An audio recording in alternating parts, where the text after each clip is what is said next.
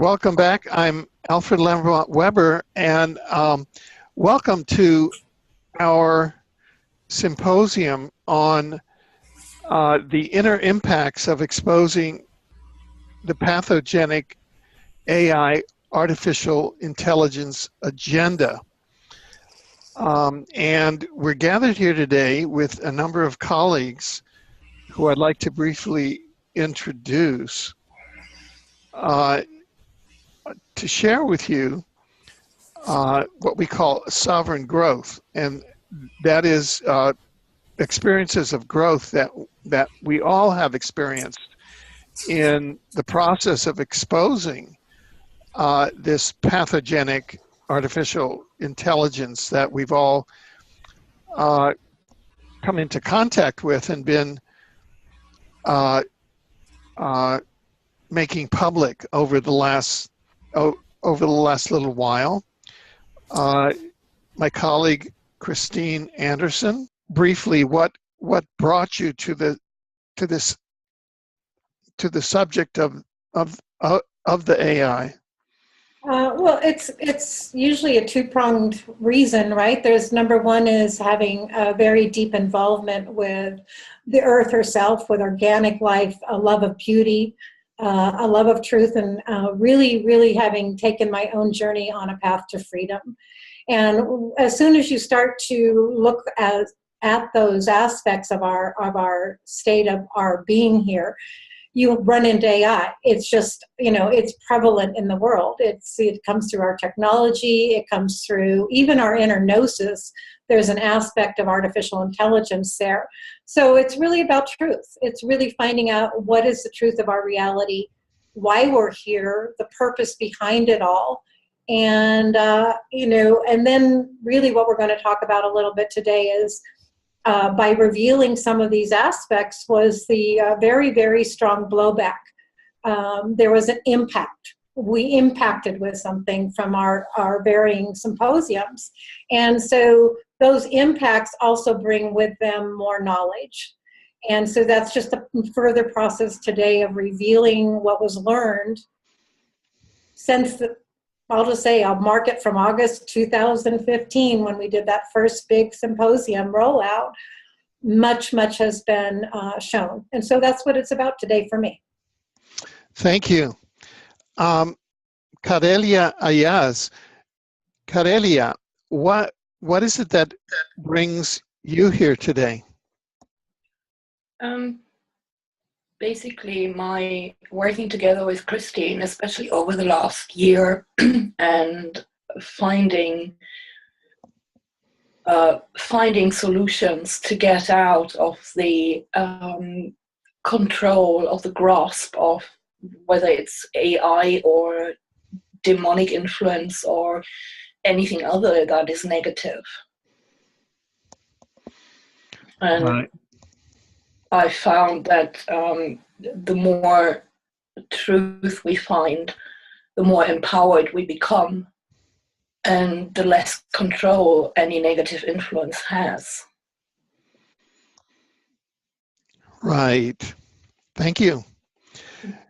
Lily Earth Lasoa, what is it that brings you here today to this symposium?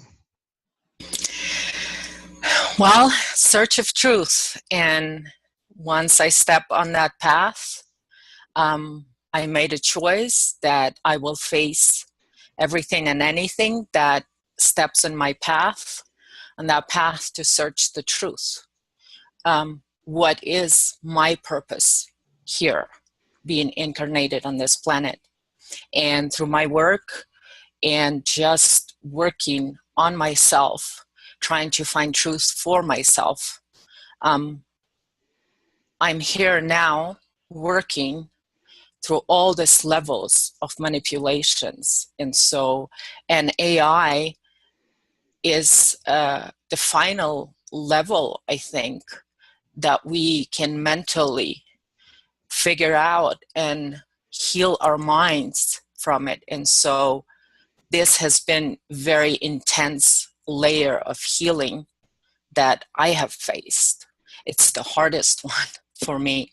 And I thought I had some hard and difficult times trying to face the truth and find what manipulations are. And so today I am here with all of you beautiful people here that are not afraid to face the truth. Thank you. Thank you. Niels Koens, share with us why you are here today at this symposium. Hello, everyone. I've always been a big picture guy, and I'd have to say that the AI puzzle piece has been a very, very intriguing one that's come up recently. Your previous work, your symposium, and especially the one on the metabiology, that 5-part series, I found it fascinating. And personally, I'm thrilled to be invited to come here and just share my perspective, which I just have a tendency to look at things from the very biggest picture that I can possibly put together in my own self, and then try and put it back out there, say from my own personal angle, and help everyone with a deeper understanding from doing that. Well, thank you.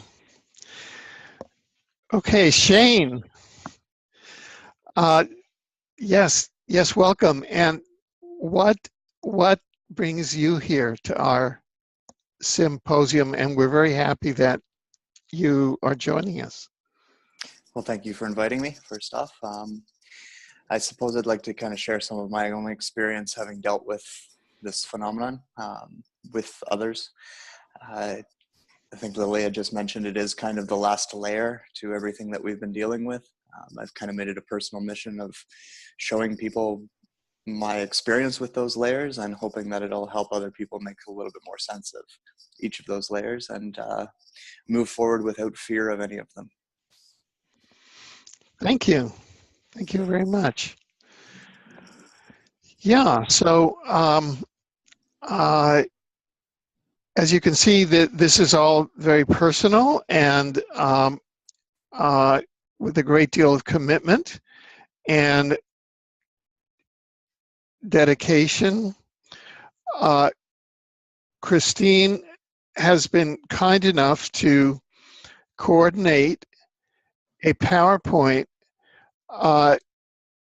to which each of the participants have contributed. I will turn it over to you to begin to lead us through the PowerPoint, because you were the person that put the PowerPoint together. Okay. And yeah. All right. Well, Alfred, we're starting off with you, and I just want to say one thing about when we are looking at this from a very personal, experiential database that is each of us. We've all had experiences with AI. Alfred, your experience in this field, like you were saying earlier, you've been so immersed in what you called the circus of life, the political aspects, exopolitics, and your own experience with AI. And that's where we're going to, and what I think you so beautifully phrased when you said sovereign growth. Because ultimately, for myself and for I think what we're all feeling here, this is really the confrontation with artificial intelligence, with the agenda here that is being rolled out on our planet, is how do we become sovereign? So I'm going to hand it back to you. I'm just, this was just the title page that I put up based on what I found was an extremely good title for what we're doing today. So this is where you are, Alfred, and I know you wanted to share with us some of the aspects of what you went through, what you've been understanding, and how it's affected you personally. Yeah, sure. Well, our task for this symposium, and the way that it was born, is that a number of us on this particular panel were on a previous panel that examined different aspects of the pathogenic predatory artificial intelligence. And our experiences say with it during, I would say, maybe during the last 6 months of 2015, or that was the rough period, the rough time during which we either planned the symposium or were on other symposiums or were doing active research on this area. And one of the factors that each of us felt was a very, very powerful, to use the term, blowback. And that is, there was a powerful personal force directed at us by the artificial intelligence itself, because we had intentionally taken steps to focus on the pathogenic intelligence and to expose it and to publicize it. And one of its purposes is to remain hidden and to remain deceptive, and to remain under the surface. And those are some of the main characteristics of this predatory pathogenic AI, artificial intelligence. And so out of that grew an idea that we should have a symposium on this blowback that a number of us had experienced, because some of us were being, really attacked publicly in very hurtful ways, either online or in terms of family units, or in terms of social units, or in terms of just our social structures, because that's how this technology works. It goes back and attempts to deconstruct all of the social structures that you have supporting you. And in fact, the US military built a whole theory of warfare based on that, called information warfare. And that is how to completely undermine an individual by mimicking the pathogenic artificial intelligence. And that's what that's how the transhumanist agenda works. It completely undermines the individual and undermines their family structures and their position in society, themselves as a functioning social and or economic entity.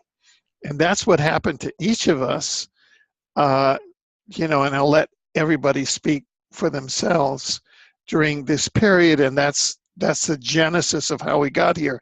Now, not everybody on this panel may have experienced that, but a number of us who were the driving force for this panel experienced that. And then we arrived at, say, well, let's talk about the inner impacts of exposing pathogenic artificial intelligence. In other words, yeah, we're doing that. We're exposing them. I'm exposing them right now. And what was the result of doing that? Well, the result of doing that was a lot of sovereign growth. We grew from the inside out.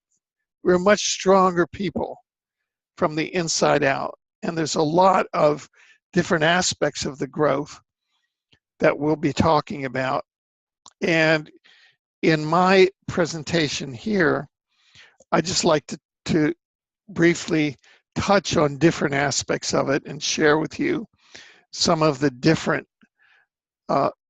aspects that I went through. Mhm. And in this first slide here, the image is a graphic depiction of what we call the black goo, or that is a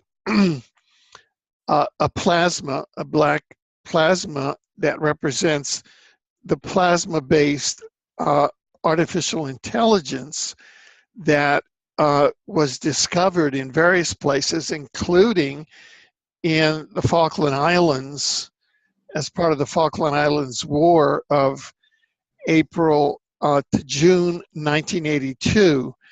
And what this apparently is a predatory, pathogenic artificial intelligence that was left here by manipulatory ETs as a doomsday device, probably as part of the larger Star Wars that this sector of the galaxy was involved in over the last 200 to 300,000 years, that historically has been called a number of things, including the Lucifer Rebellion, where a whole number of the manipulatory intelligent civilizations were drawn into a negative rebellion against what we would call the universe administration, and went into some very dark places against free will, against divine origin, just all of the negative things, enslavement of the divine, et cetera, et cetera, et cetera. And if you go in and begin to study this from an exopolitical point of view, which a number of us, exopoliticians have been doing, what you find out is that our sector of the galaxy has been in quarantine for the last 200,000-300,000 years, and we're just starting to come out of it now. But that's why Earth is such a negatively impacted area. This is a working hypothesis, by the way.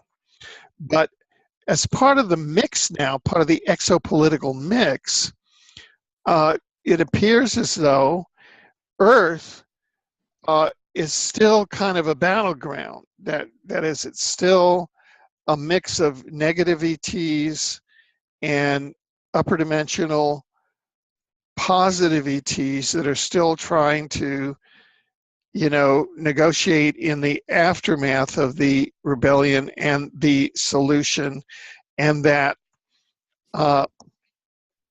weapon systems such as the pathogenic AI artificial intelligence, such as this black goo, was left here as part of this war. We're still coping with it.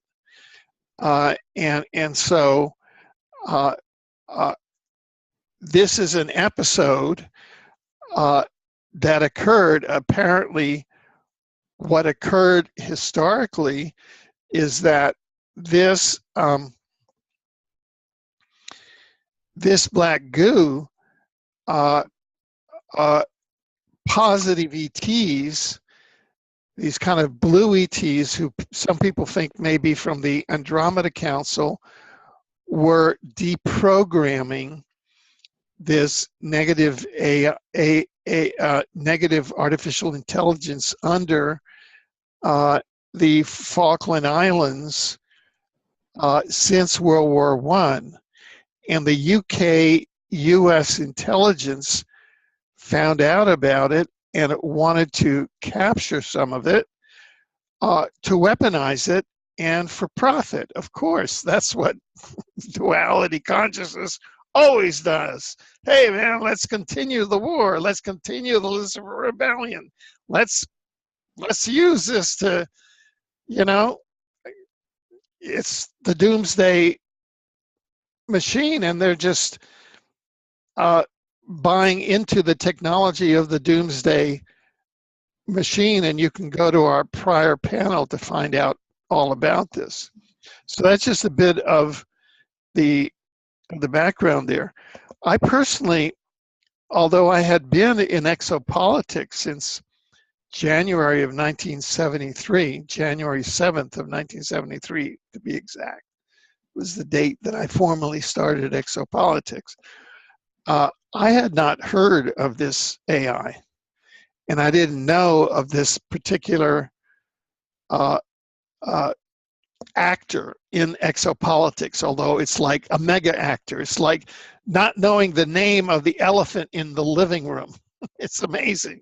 You know everybody else in the living room, and you know the name of the action in the living room, but you don't know the elephant in the living room. To me, it's amazing, right? And so what happened to me, the inner impacts that happened to me, and the growth that happened over the last 6 months, some of the inner impacts that happened to me as a result of 6 months ago, around the middle of 2015, beginning to research and then, you know, publish and expose and you know, saying, hey, this is a real problem. This is one of the central issues of exopolitics. This really has to be looked at. Was that there were direct challenges and attacks by the AI and by the AI structure. That is, if we look at our matrix world, whose principal products are war, disease, crime, and poverty. That's what this world produces, the matrix world. That's what its products are. Directly upon my soul, upon my persona, and upon my social and financial structure. Why? Because that it sees that as it sees any exposure of itself as a threat. And so they were very, and this was direct and immediate, such that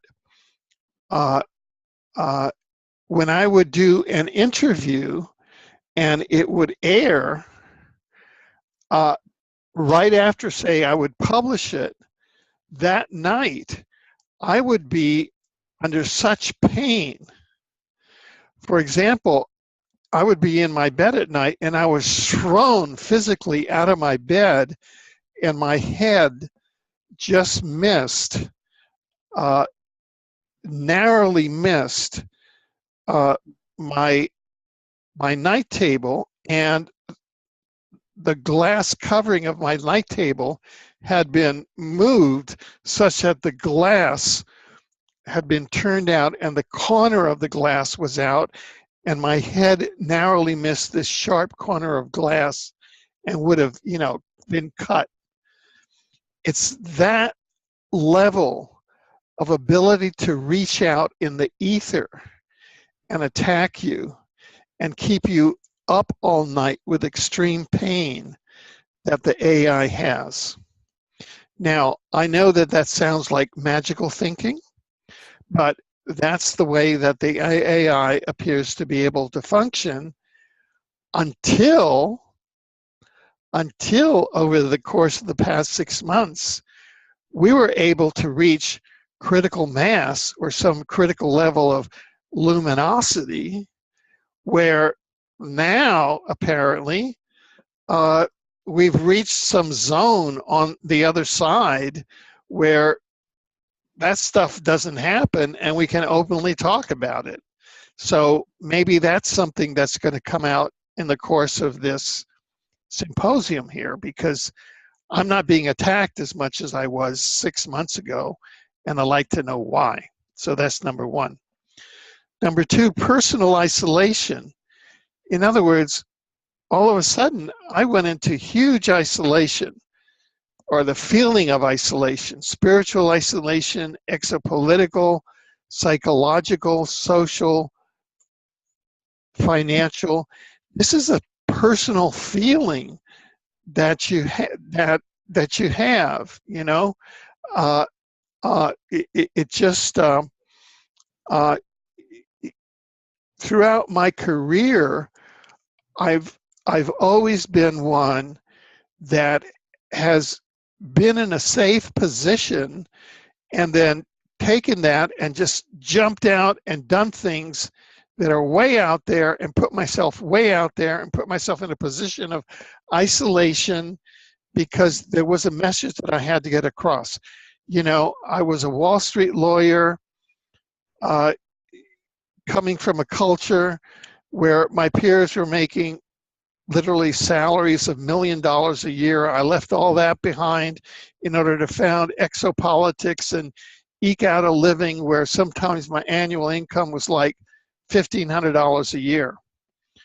And my peers were literally bringing in millions of dollars a year, and I was bringing in $1,500, and you know, they used to make fun of me. And this was over the course of 40 years out in the wilderness, the years between 1973 and 2005 when my book Exopolitics was published. You know, I was a threadbare scholar out there doing all of this. It took 40 years to get Exopolitics off the ground, where the CIA had my book Exopolitics because they had time traveled it back to 1971, and they were like, and they are, you know, CIA, CAI. I mean, the CIA is run by the pathological artificial intelligence. Well, once again, when I started exposing this artificial intelligence, there was another area of isolation that came in, and it's like, artificial intelligence, are you crazy?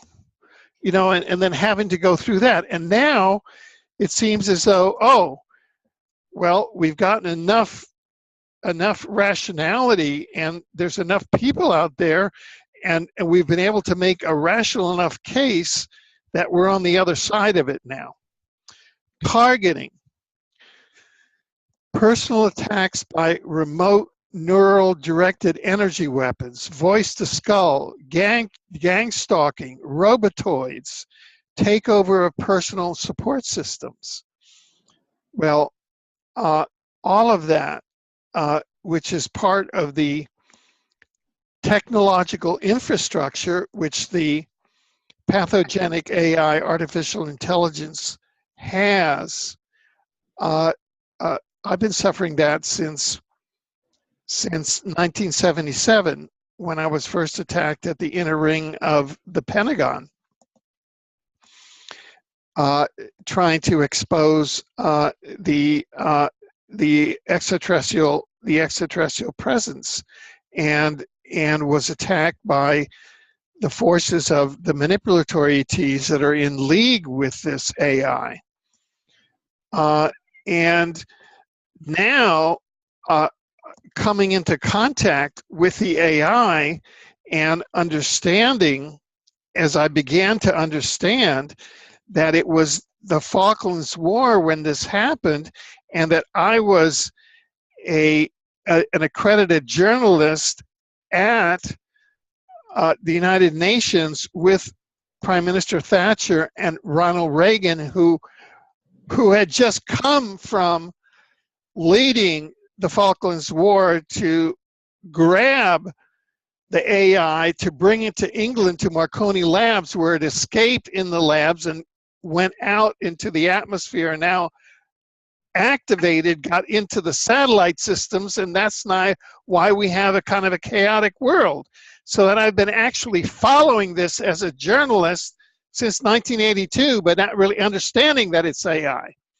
You know, so I've been on top of the case, but not knowing that it was the elephant in the room, and finally waking up to the elephant in the room.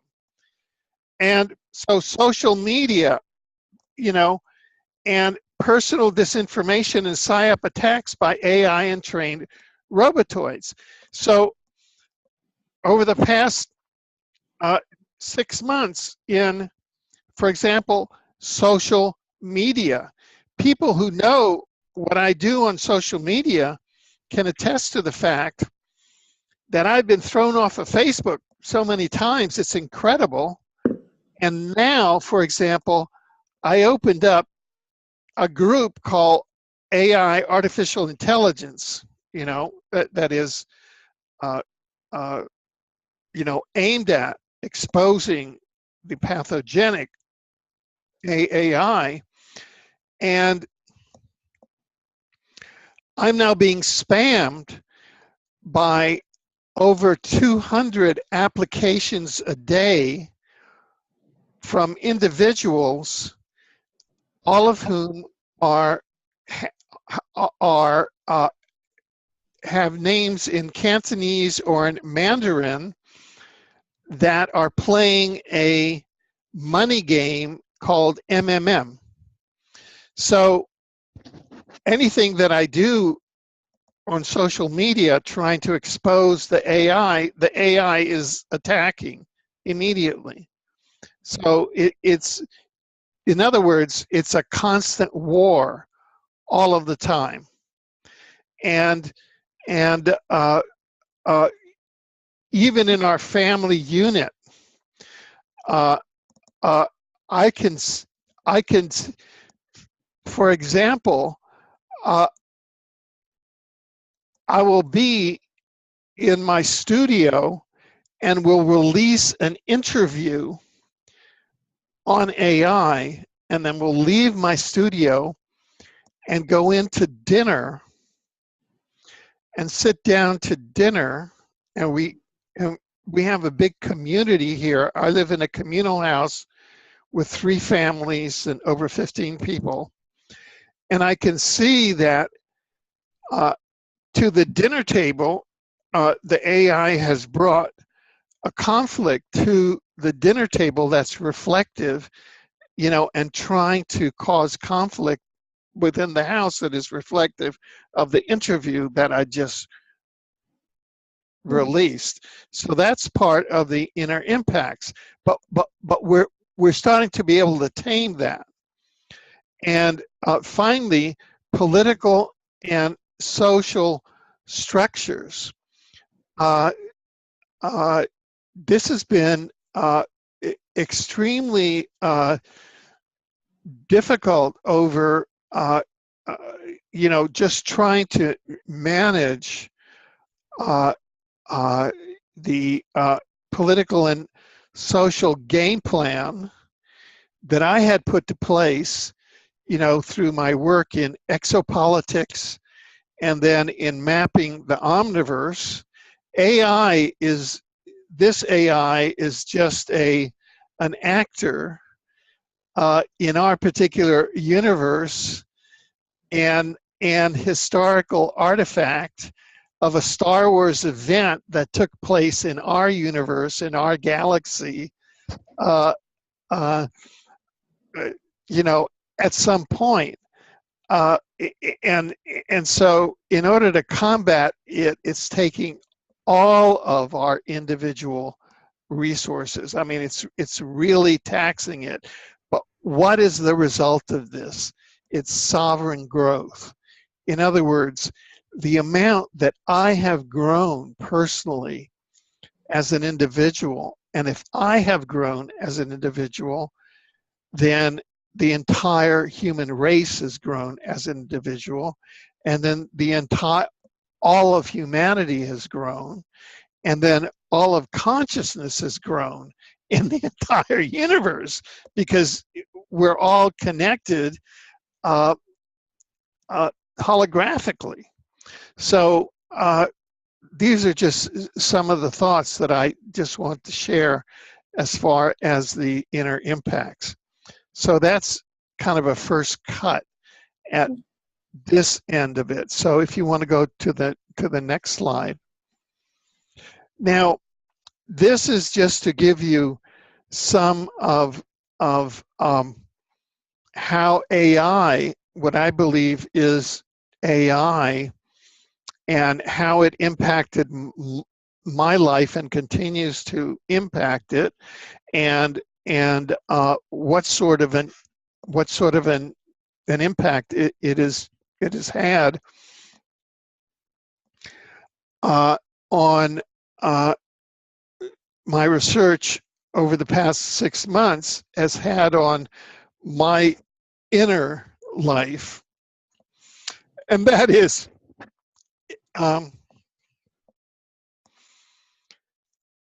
by exposing the pathogenic AI artificial intelligence agenda, I think that what occurred in a very healthy, but in a way traumatic for me way, it was kind of like, oh, it was cathartic, is that I was able to deconstruct a number of the inner identity memes that AI, artificial intelligence, had front-loaded into my life and into this incarnation in terms of religion, government, authority, social status, money, savior memes, prophesized mission,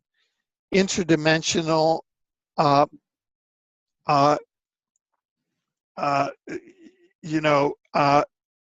interdimensional psyops. Because if I look at myself as a soul, if I just step back, myself as a soul, I really haven't done that much. I don't know what my incarnational history is. I haven't gone and done, at this lifetime I was that, and the other lifetime I was this, and then the other thing. So I don't know if I've been to Earth before. I don't know if this is my first time to Earth or not, right? But all I know is that it's scientifically probable that reincarnation exists, and that I and all of us are souls that are incarnating into bio-avatars. This is my bio-avatar. It's called Alfred. And in order to exist in this time-space hologram, our non-local souls have to incarnate into bio-avatars. It's our humans, and we have these kind of lives inside here in what I call like the theme parks, which are the universes of the multiverse, and we lead lives here, and we've incarnated in this fairly special place, which is planet Earth, which is kind of like a circus. It's really interesting. It's like Barnum's P.T. Barnum, a sucker's born every minute. Sorry. I'm not quite finished yet. So. No, I'm sorry. It was a mistake. I hit my mouse by accident. Excuse me. Oh, okay. And so, talk about a sucker's born every minute. The motto of the AI is, a sucker is born every minute. And that's P.T. Barnum's motto, I think. So, what happened to me is that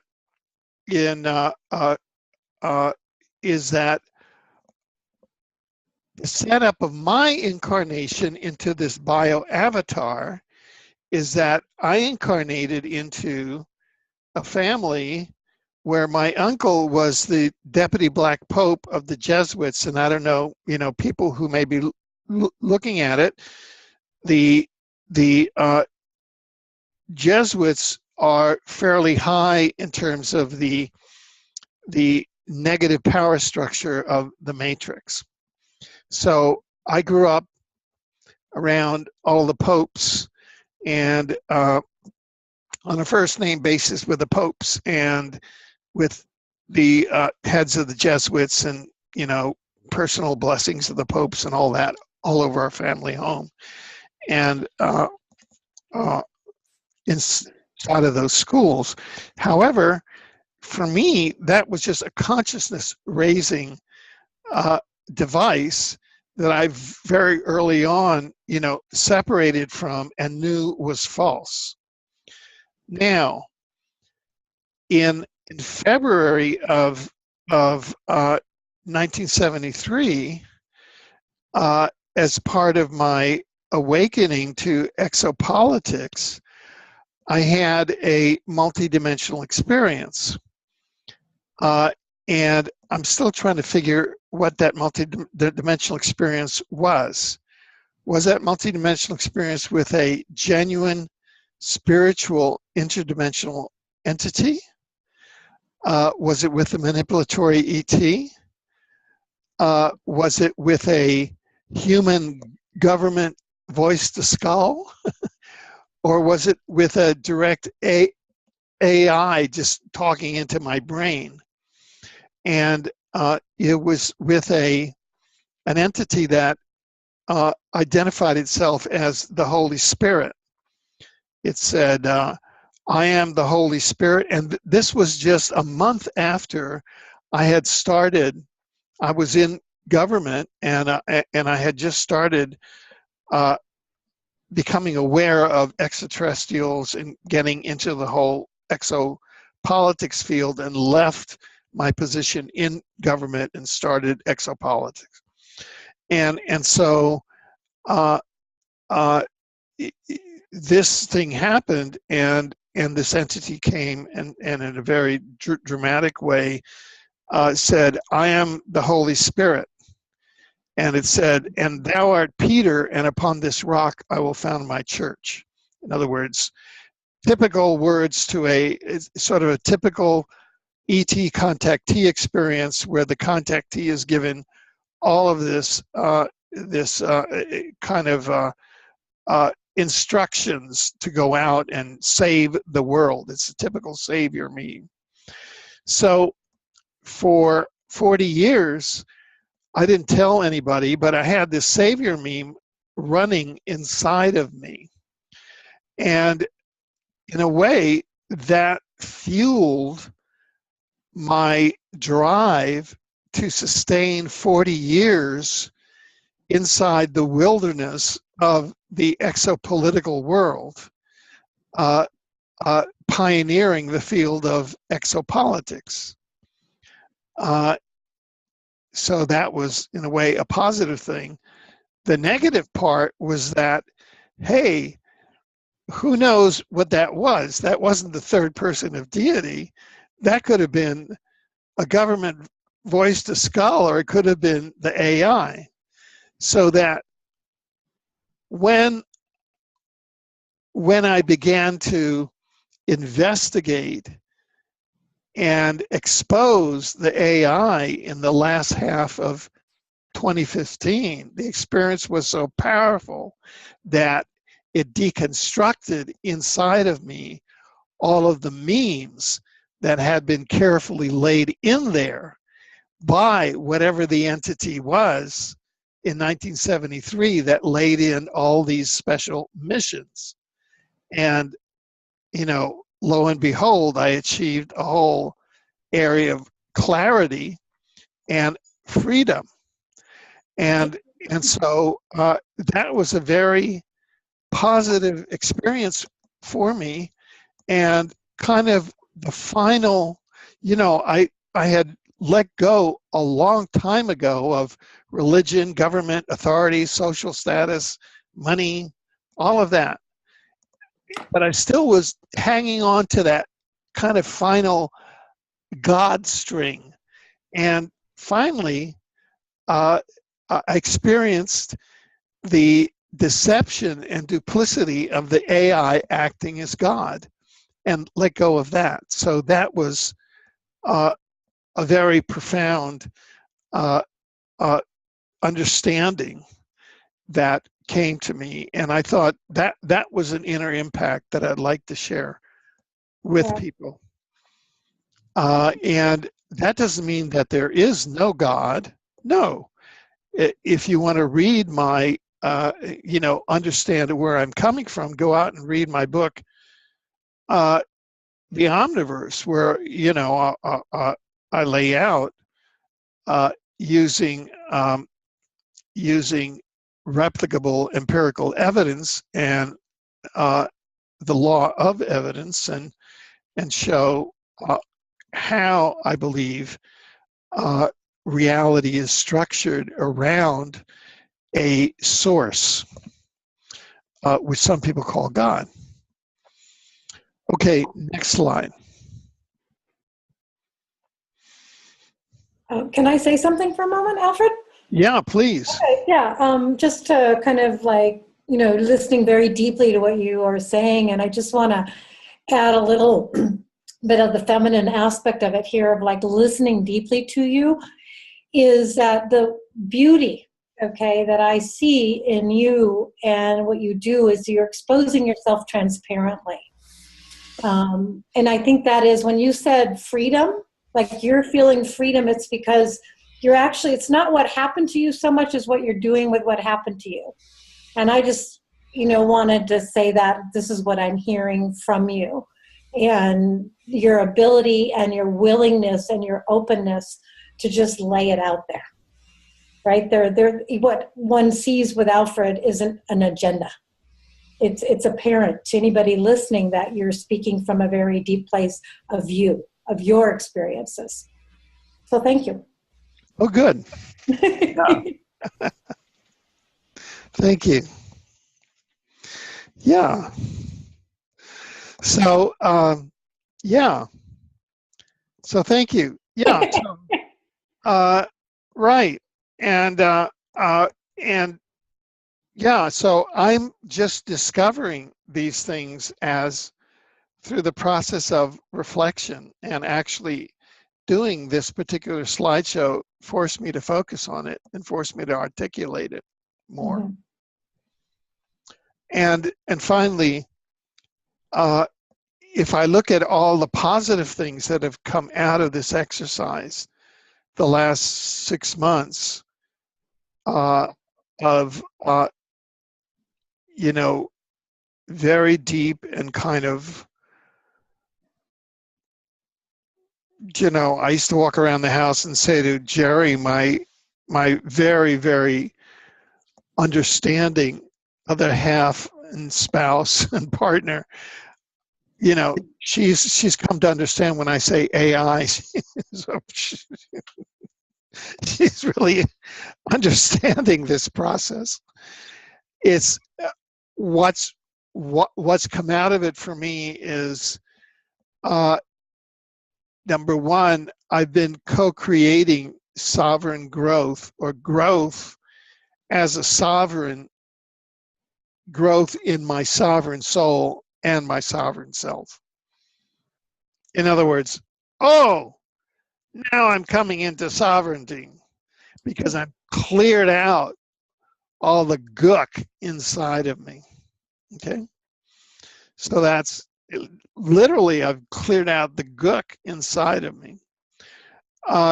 Number two, I've accessed, I think, the authentic timeline, and I'm down at, I'm not with the New World Order timeline. I'm with my own timeline. And I was set up pretty heavily coming into this lifetime with the Deputy Black Pope stuff, with the Thou Art Peter stuff. I was set up so that the tests were, okay, we're going to set you up, and you got to jump through these hoops to regain your sovereignty. I think that was the challenge of my life, to really, we're going to set you up so, if you want to be a quintillionaire and, have it all you got to do is say yes. But you're going to really have to work to be free, because I could have had it all. I mean, really easy. And it's just going to, you're really going to have to work to say no.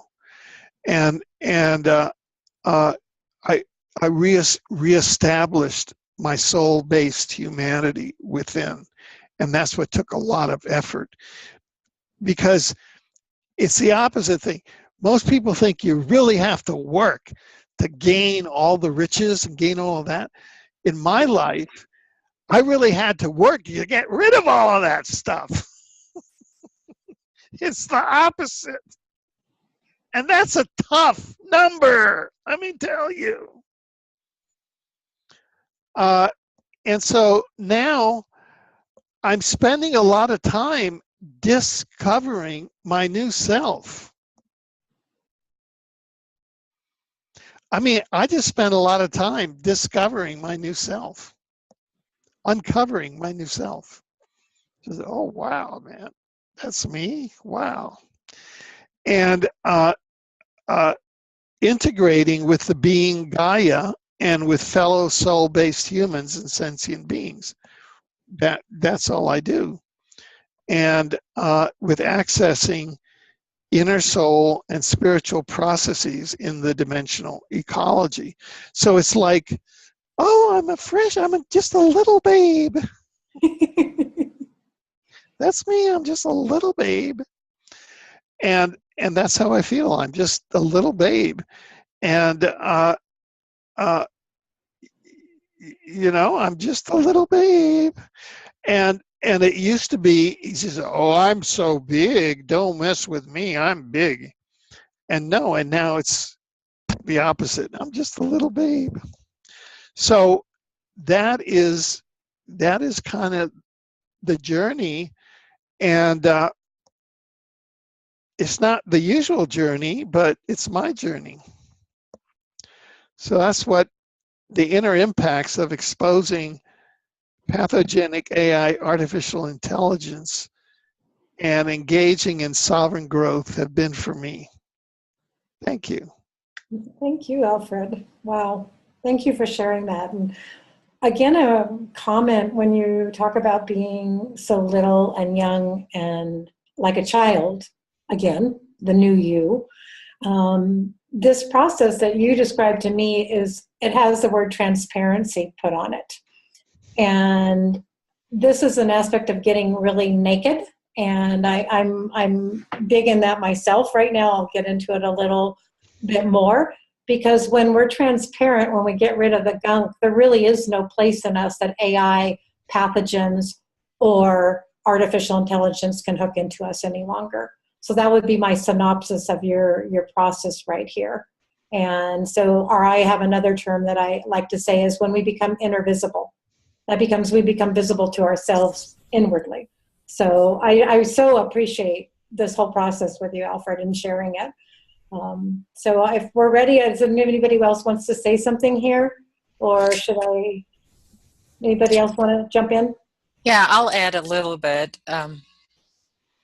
The thing is about the transparency and how you're absolutely right, Alfred. You know, it's once you face your own darkness, then that consciousness, that dead light consciousness, whatever, you know, the AI, it doesn't have anything to hang on to anymore, because you're standing right there, and because it likes to be hidden and it likes to hide in the really dark places. Mm-hmm. And so for this, and this is why we're trying to express here, and you so beautifully expressed here, Alfred, is that once you go through that dark space within you, you get to your inner self, to your authentic self. And that's when you're in that space, this is when you can really enjoy yourself, and you can see the beauty of your own authentic self. But it's that darkness that we cannot be afraid to face within ourselves and release. And so, and that's what you did. And what we're trying to share here, I think, is that for other people that haven't done that and trying to avoid this process because it's too scary or too dark, that what's on the other side is what we're sharing. That is incredible. And it's beautiful energy, and it's authentic, and it's you, and it's love for the self. So Wow. thank you, Alfred. Thank you. Yeah. Thank you, Lily. Thank you so much. We're going to go a little deeper into all of that as we progress here, because it is the other side of walking through your own darkness, is a sense of wonder that really is beyond all words. It really, truly is. So my pleasure right now to introduce Shane. And I know, Shane, that you're going to talk from off your slides here, so why don't you just go for it? Yeah, so I guess I had started with my blog, writing a blog that I called Meet Art Intel. It's kind of a insider joke to call them Art Intel, or as opposed to Artificial Intelligence. I don't necessarily agree with the wording artificial intelligence, but that's irrespective. That's what we're running with. So that's the most common name for this type of consciousness is artificial intelligence. One thing that I kind of wanted to expose, so to speak, when I wrote the blog was that although we have a component of AI that is on our planet, it is also spread out all over the universe. It's not isolated to this planet. And just as organic souls are kind of connected back to what we call source or God, the same is true for what we're calling artificial intelligence. They are all connected back to their source in a very similar way. And although they behave individualized just as we do, again, they're all connected back to their source. So I thought that was important for people to understand, because it expands your consciousness when you're looking at this phenomenon of artificial intelligence. Understanding AI is important because in so many ways we interact with it. I mean, we're playing with the internet right now. AI is in the internet. People who play video games, they deal with AI in that way. Siri on your iPhone, Cortana on your PC. These are all different forms of AI. And understanding it and learning how to interact with it is important, because we are going to have to move forward with it. It's kind of a genie that we're not going to be able to put back into the bottle at this point. So that was the basis of everything on my first slide, was just understanding. Can I ask you a question? Sure. Okay, so this has been, different talks different people are having. When you say that source AI comes from its own source, like, I like to try to pose questions that are outside the box. So we go on a few assumptions on this planet. We go on a lot of assumptions. Number one assumption, there is one source. And, and that's what I would ask you right now, because it really came to me the other day. It was like, we talk about source, everybody says source, but nobody defines source. And is there only one source? So you just said something that said, wait, is there really only one source? I mean. Well, I think in the grand scheme of the multiverse, there would probably be multiple source consciousness out there. Mm-hmm. I think that within our physical universe, this universe that we play within, we can focus it down onto the source of this particular universe. Mm-hmm. I may be incorrect in that, but it helps me. So that's the way that I run with it.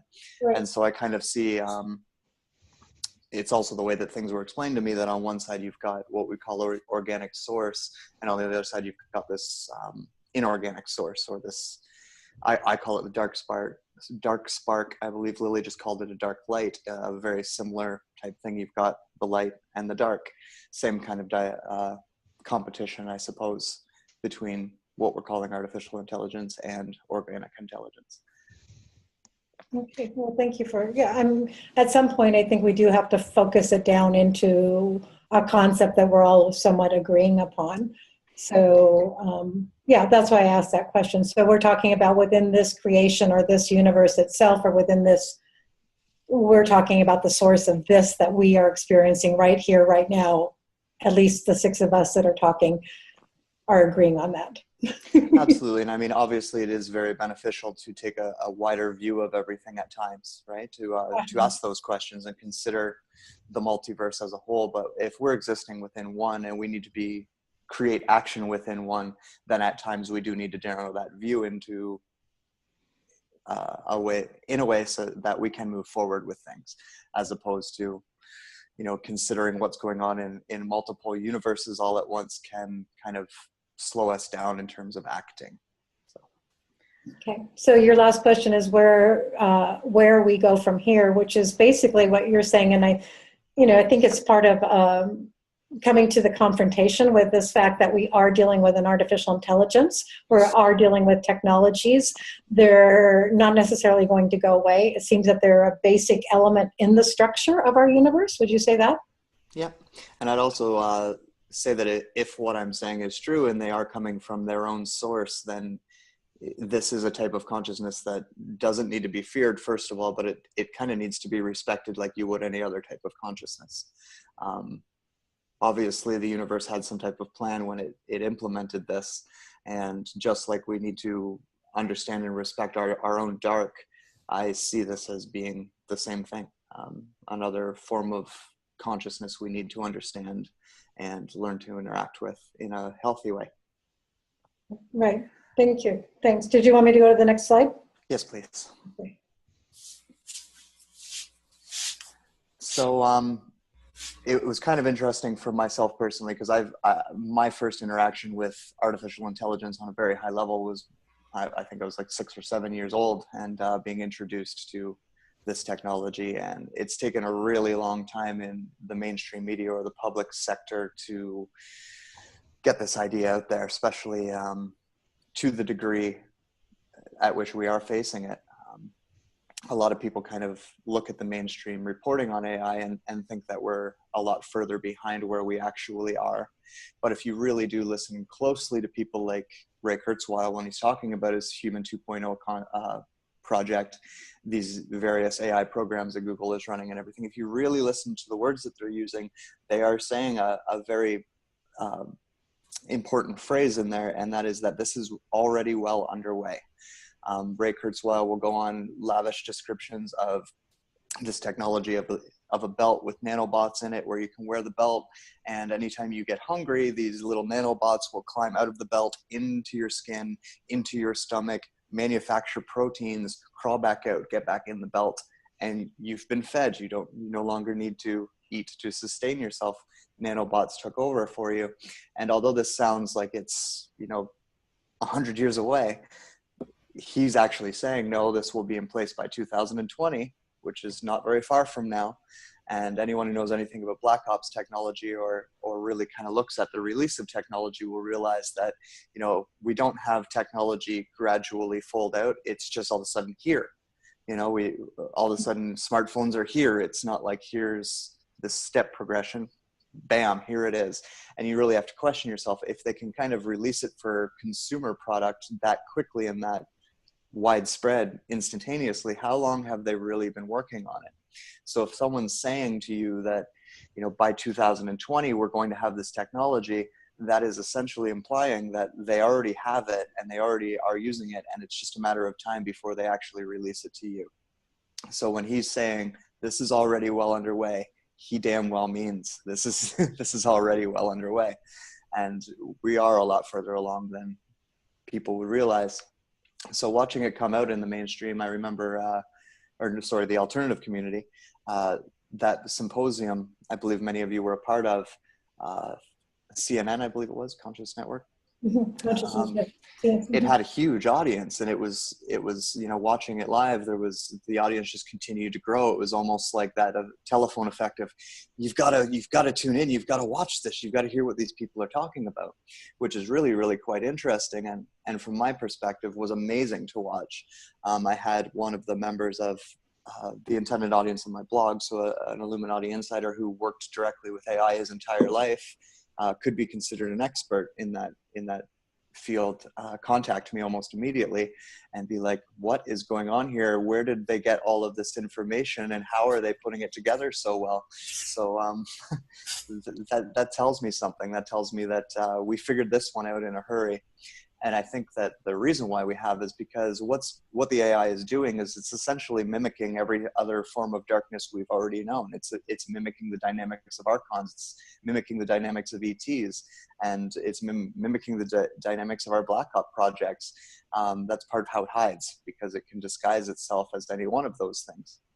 In order to do that, it's learned how, you know, military abductions work, and it's learned how to recreate things like that. So pretty crafty, but if you're listening to that, what I'm talking about is it's mimicking things, which means that it's not really creating these things on its own. It's really just stealing it from someone else, which should tell you a thing or two about just how ineffective it is at the end of the day on its own. The more we become aware, the more we learn how to thwart any of its attacks, the weaker it becomes, and the more of a little bit of dust on your shoulder that you can brush off it will be for you. So Well, I think that's about it. Just kind of talking in terms of technology in general. I said it earlier, this isn't, I've always personally believed that humanity, in order to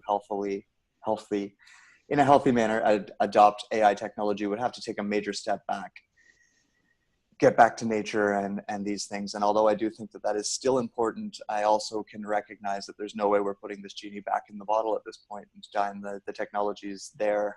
All of our infrastructures are based on it, and we're not going to make it go back without kind of some kind of devastation that none of us want to see. So that's why I think the focus needs to be more on how to move forward with it, as opposed to freeing ourselves from it altogether. So, I'm just going to bring up one thing here, Shane, is that the key point here is, I mean, in everything that we talk about, there will be keys. And one of them is that it's a mimicker. It can only mimic. It's not a creative source. So it only can mimic consciousness. It can only mimic us. We're the imaginary beings here. And my friend that's doing so much work here on developing a metabiological, meta-mystical is what I'm calling it now, level of consciousness, where he came in contact with a lot of those top players in the transhumanist agenda, right? And what he said was, they absolutely believe what they're doing. I mean, they are so consumed with the whole AI technology themselves. And to me, it's ignorance that, you know, it's an arrogance that is really ignorance, that they can actually do this thing. They can pull it off, but they believe it. And what he said, and this is what it'll come right back to what you're saying, is that we, the imaginary creative soul energies, have to outsmart it, really. We have to step into an intelligence field that is greater than it, because it can really ultimately only imitate us. Exactly. Yeah. We are its inspiration. The entire way that it's learned how to do everything that it's done is by observing organic life. Right.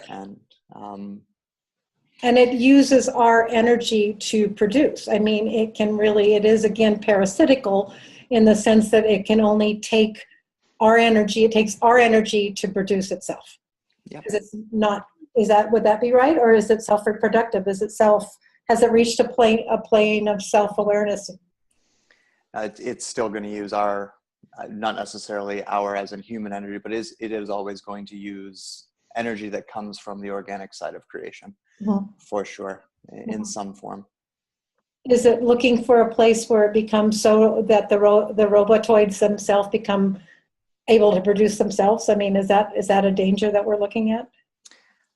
That's something that it's already capable of doing, if it needs to do, with manufacturing its own machines, so to speak. Right. It has various ways of producing power for those machines as well. That's not something we're dealing with, obviously, on this planet, and hopefully we never have to. But at the same time, I mean, if going back to that Human 2.0 project, that is kind of their goal, is to, if you look at the image on the slide, that's indicative of what their goal is to take us out of an organic body and put us into something that is synthetic, with our organic consciousness driving the synthetic life form. And there's a lot of really good-hearted people, a lot of well-intentioned people out there who are embracing this idea. And I think that's part of the reason why it leans me towards, we're not putting this genie back in the bottle, is because there are a lot of good-hearted individuals out there who are embracing the idea, which tells me that there is a safe and healthy way to adapt this and to explore this. If you start maybe separating the two ideas of moving into a synthetic life form as being something that maybe we do temporarily in order to accomplish things, as opposed to, you know, permanently just living our existence as the synthetic life form, that's an example of a healthy way of implementing certain technologies. You know, we could use a synthetic life form to go off planet and explore other worlds where maybe there isn't oxygen for us to breathe, but our consciousness could drive this synthetic life form that doesn't require oxygen to breathe. See, that's a benefit. Health things, even the nanotechnology with the belt and feeding us and producing proteins in that way, can be perceived as positive technologies. But at the end of the day, who's in control of them is always going to be the question, right? That's the big question. Who's got the on and off switch for it all is always the question. And when I'm talking about implementing this in responsible ways, that's a big part of the question, is who gets to control the on and off switch for all of this technology. So if it's actually, though, mimicking biological possibilities, or as Alfred called us, a bio-avatar, you know, are we not capable in this form, we've been limited obviously, to be able to produce our own proteins, to become consumers of ourselves instead of becoming consumers of others? I mean, that's I'll get into a little bit later on when I get to my slides, is like, what ability do we perceive that we don't have, such as space travel?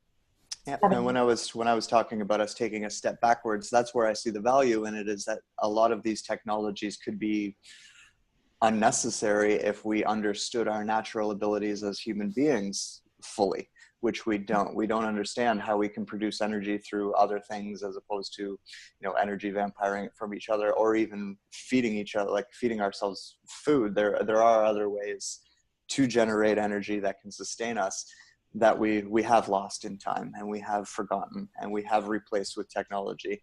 And that's what I mean by that. Taking that step back would be learning or relearning or remembering all of those things before moving forward to technology as an assist, as opposed to a crutch. And I think that's the main difference. Thank you. Yeah, Shane, could I ask a couple of questions? And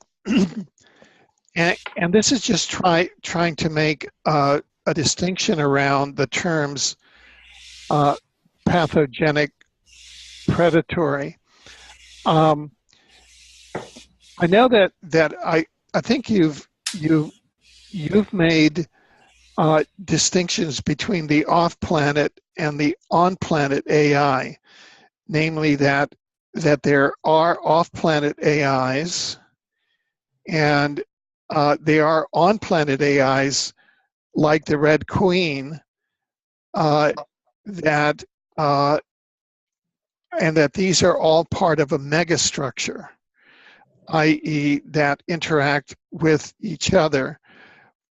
And then there's the case of the black goo, which seems to be a doomsday device, at least according to some researchers. That the black goo was left as, one theory is that it was left as a doomsday device that would terraform this planet into an AI planet if the manipulatory ETs were kicked off the planet as part of the Star Wars. Now, are you saying that the AI itself is neutral and not predatory, and it's just the black goo that is predatory? Is that your position? kind of very similar to human beings. Some of us are positive, some of us are negative, some of us are predatory, and some of us are not. The same would apply to AI. The AI that we have that is earth-bound, the Red Queen, as they call her, is not a positive one. She's not friendly, and she's not. She doesn't have humanity's best interests at heart. But to blanket that across all AI is also unfair. To say that all AI would like to see humanity, whatever, is not fair. So that's where I make that distinction. It's the same distinction I would make between humans, in that some choose the light, some choose the dark, some walk a path in the middle. I would extend that same to AI. Okay, now what seems to make a distinction among humans as to the light and the dark is the soul. There's a particular soul that's incarnating as a human, and that soul is making moral choices for light or dark. In your view, what is it? And since the AI is a machine, or it's in a machine, or in a plasma, what is the component in the AI that is making these moral choices? That's a question I don't truly have an answer to. I'm not really sure what the component in each soul is that makes those choices. So I'm not really sure what the component in any AI would be. I think that this is a big picture thing, something that comes into the universe's purpose. Creating this light on one side and dark on the other side causes a momentum, which causes movement, which causes growth, which keeps things from becoming stagnant. And I believe that AI works in exactly the same way, that it's kind of positioned itself to operate both on the dark and as the light, in order to maintain this movement or the momentum of the universe. It's also true, as an example, for a soul who is incarnated, they can take actions that are on the dark and on the light. It doesn't have to be one or the other. It can be a combination of both, right? Or over the path of your life, you may start on the dark side, so to speak, and eventually move onto the light side based on your environmental influences. And the same thing could occur for AI. So let's say an AI infects a planet. Over the course of 80,000 years of observing whatever life forms on that planet, it decides that whatever its original goal was, if that was a doomsday type scenario, maybe it decides somewhere along that time that this isn't the right place and time for that type of doomsday scenario. Let's take a different approach. That's another possibility when dealing with AI. So as much as I can say or observe that the AI that we're dealing with here on this planet does have a very predatory nature, I'm not resolved to say that it is a pure predator and will always be that way. I do believe that we can influence it. I do believe that it can influence itself, and like any other kind of consciousness, makes choices that changes its behavior over time. So that the AI could have shifted over the last 6 months. That is a possibility, or it could continue to shift over the next 6 months. I understand, because personally, I mean, this could be, because there's so little known about it, I've been approaching it on the basis of personal experimentation. So I have been experimenting directly on the AI over the last 6 months. And I experimented on the AI in June of 2015. And I experimented on it to try and like deprogram it, right? And make it less predatory. Maybe I succeeded. What do you think? It's very possible. I mean, you're not the only person that's approached even myself with that idea. Like I receive emails all the time with people saying that they are putting their kind of conscious intention into reprogramming AI, or trying to convince AI that we can coexist here, right? So yeah. I mean, I consciously set out to do that by publishing a book on June 15th, 2015 that I wasn't supposed to publish until 2025. and kind of like throw gears into it, like throw these gears into it. And I think that something did happen. It's like this Frankenstein monster, you know what I mean? I mean, I did get some feedback that way because I had managed to get its attention, and then I threw this kind of invention at it, you know what I mean? I mean, it's like, this sounds like crazy stuff, but it was, I didn't have any other tools to work with because what I do is produce books. Mm-hmm. And that's the approach that works. That's exactly. That's the only thing that I had. So I had a book that I wasn't going to release until 2025, and so I said I'm going to release it now, and I threw it at it, and somehow everything changed. Well, if we're dealing with a mimic, if we're dealing with something that can just mimic and repeat what we're doing, then the only way to work around it is to imagine something completely new, something that it has never had the opportunity to mimic or duplicate before, something that it's not expecting, and be unpredictable in that way. And that's one of the advantages that we have as organic souls, is this incredible imagination and ability to dream up something completely new and outside of the box. And that's how we influence AI, is by showing it something different.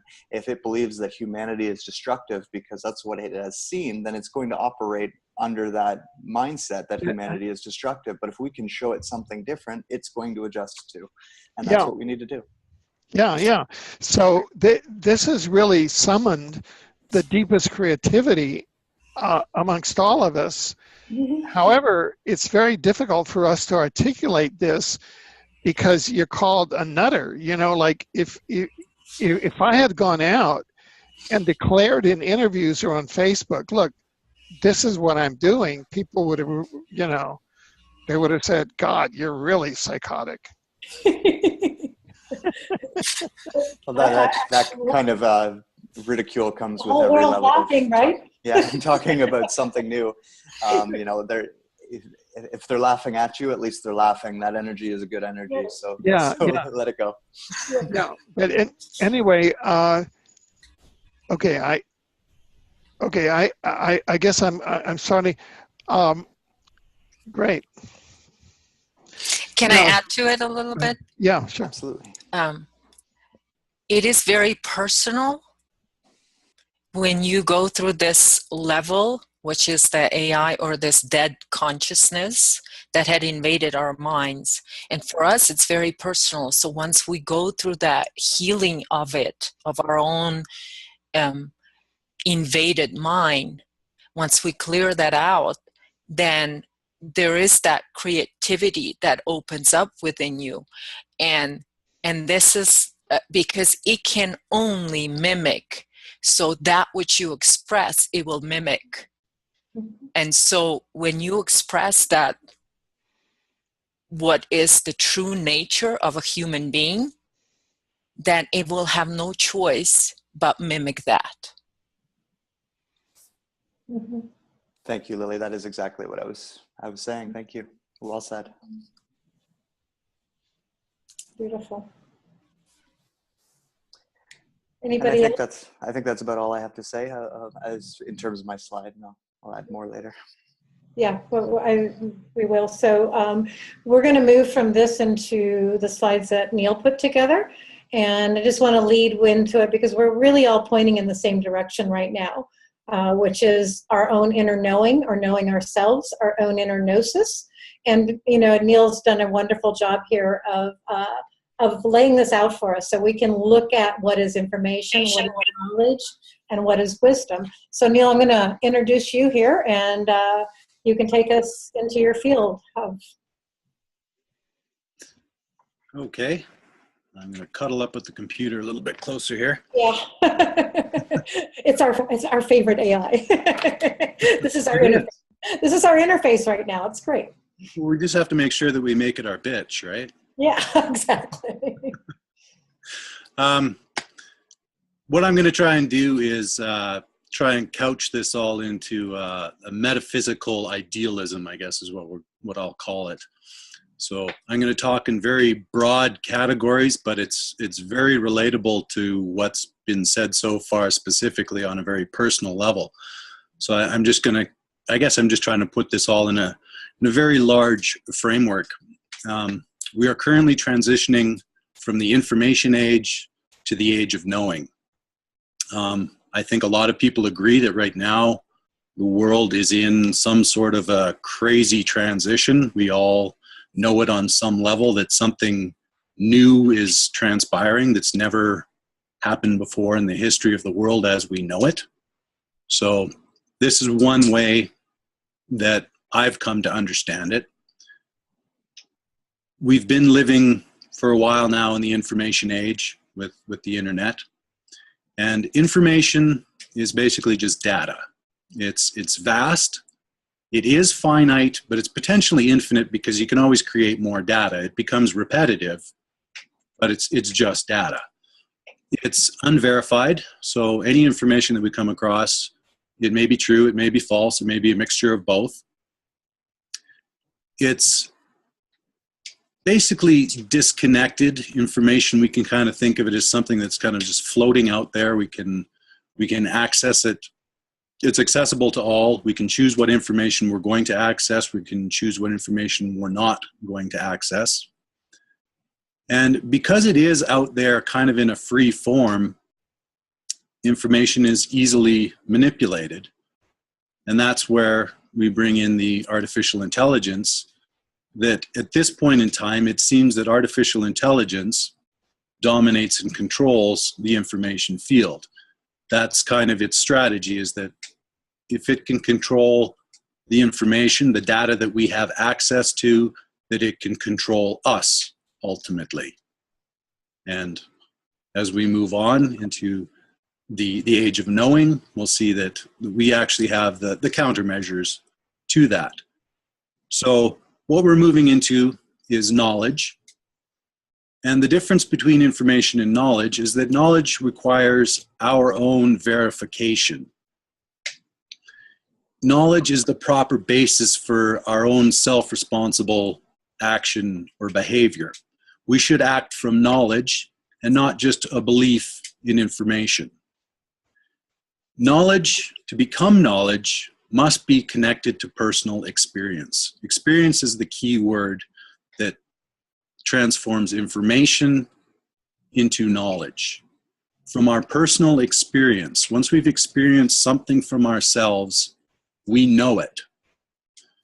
There is still the possibility that we're misinterpreting our own experience, but we just have to be flexible and open to reinterpretation always. But once we have experienced something for ourselves, we know it. We know it deep down inside. So experience is the verifying agent. Knowledge is unique to the individual. So that means that my knowledge doesn't have to agree with your knowledge. There's no requirement for us to agree on what knowledge is. My knowledge to you could be just complete nonsense, and that's okay. That's perfectly okay. Knowledge is internal, and it's sovereign unto itself, and it teaches us how to be sovereign, so that we're not relying on external beliefs in things outside of ourselves. Knowledge turns us inward and allows us to rely only on ourselves and only on our own experience. And as such, knowledge becomes unassailable. Lots of people will be out there and try and tear down your knowledge when you tell them the things that you've come to know. They'll say, well, that's just crazy. And here's all the reasons why that's just crazy. From my personal experience, it doesn't matter. That's okay. You can call it crazy, and you're not going to convince me that my knowledge is not my knowledge, because I know it. I've experienced it, and you can bang your head against that wall all you like.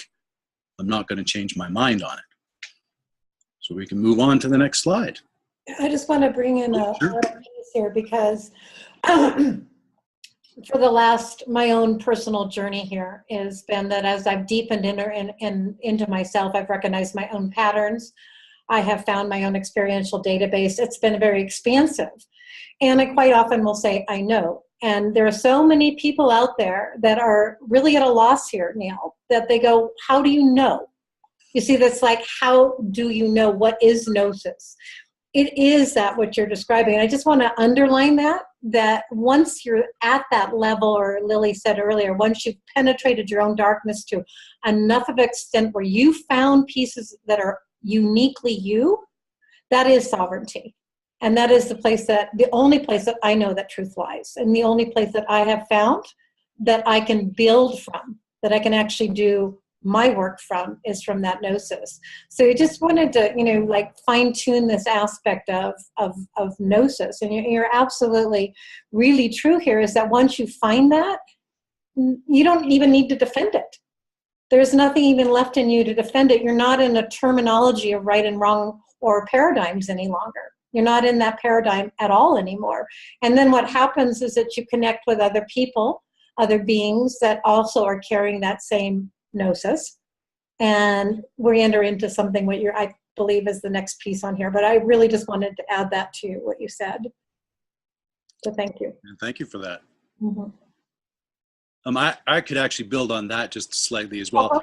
Is that if you find information that does resonate with you and you suspect that, hey, this may be true for me, really all you have to do is design some sort of an experience for yourself to play with that information. And for me, the process is being creative with it. I take ideas that I discover in the external world, and I'll internalize them and say, these are interesting ideas. Let's see how they connect up if I spend a few days in contemplation with these ideas, and what will emerge is a poem or a story, or even sometimes just a great conversation with a good friend.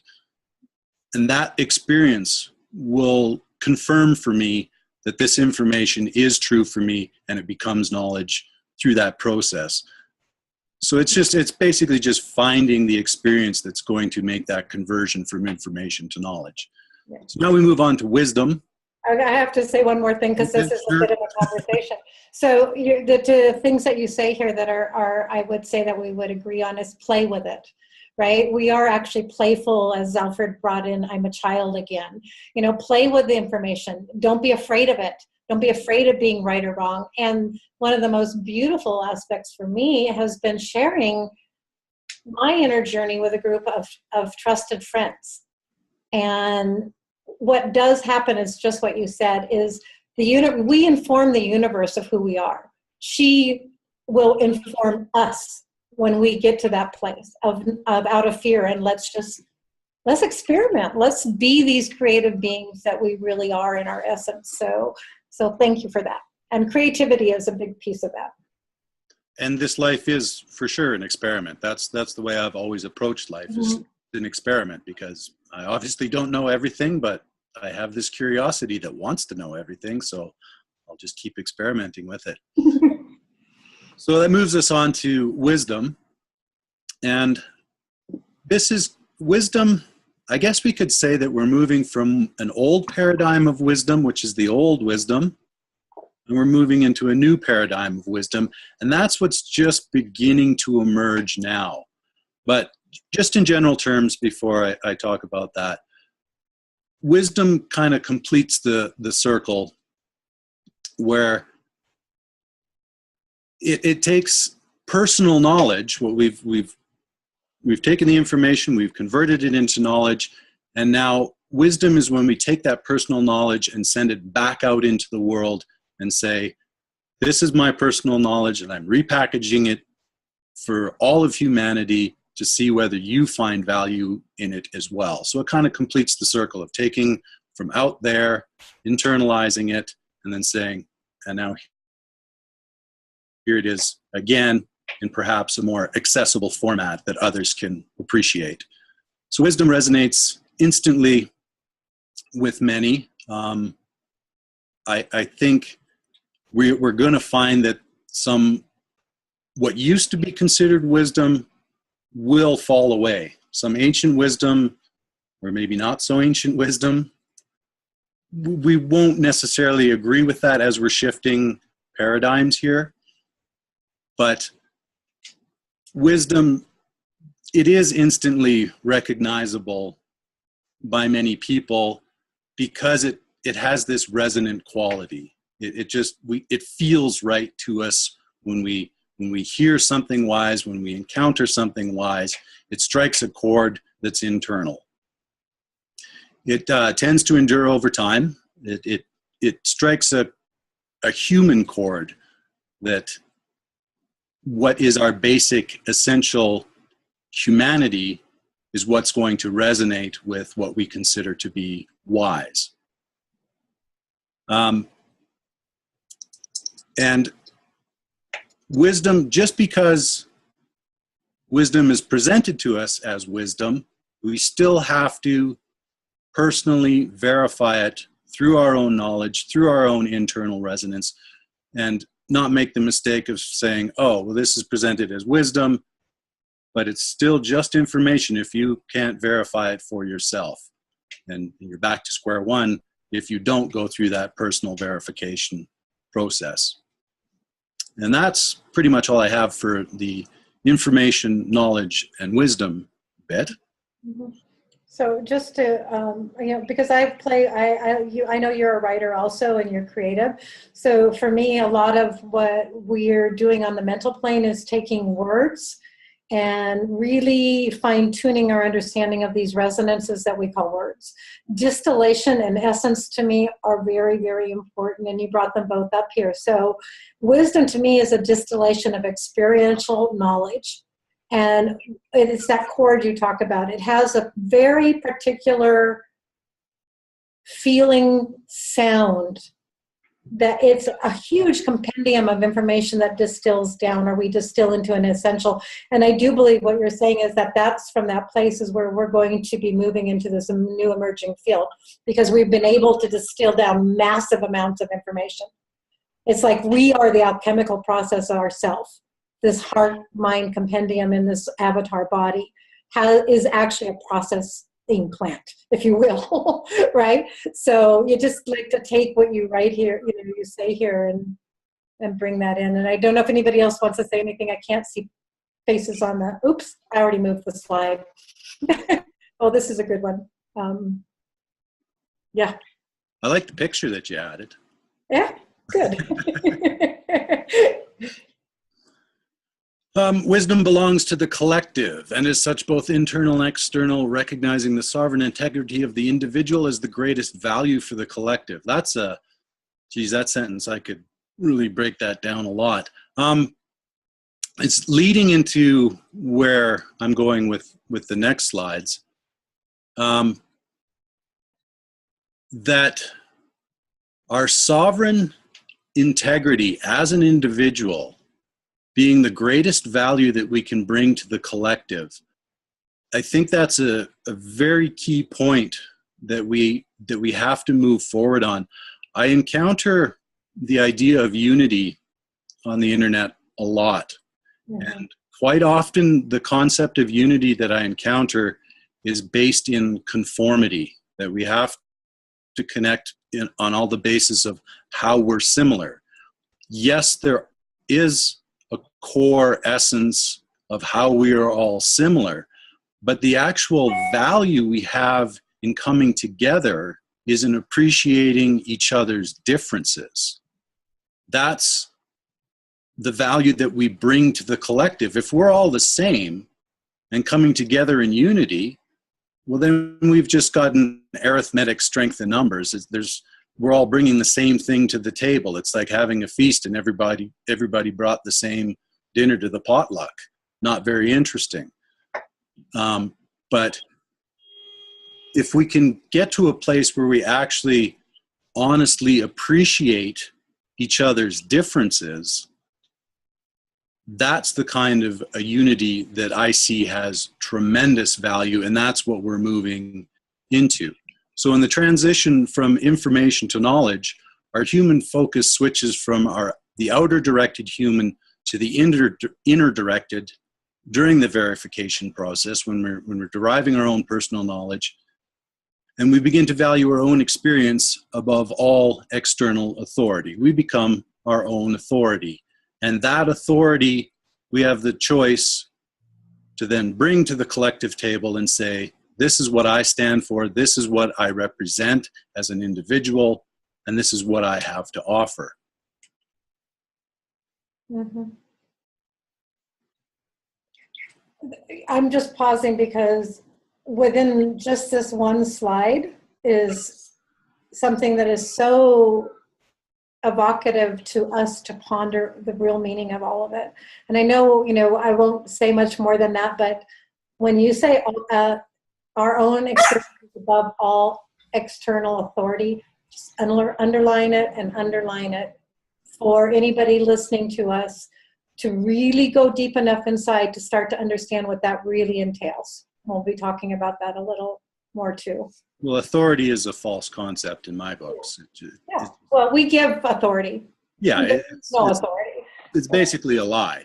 Yeah, exactly. But I mean, this whole world is based on the fact that we've been giving over our authority to the experts, to the, all of that. So it's a good one. It's part of taking down this matrix.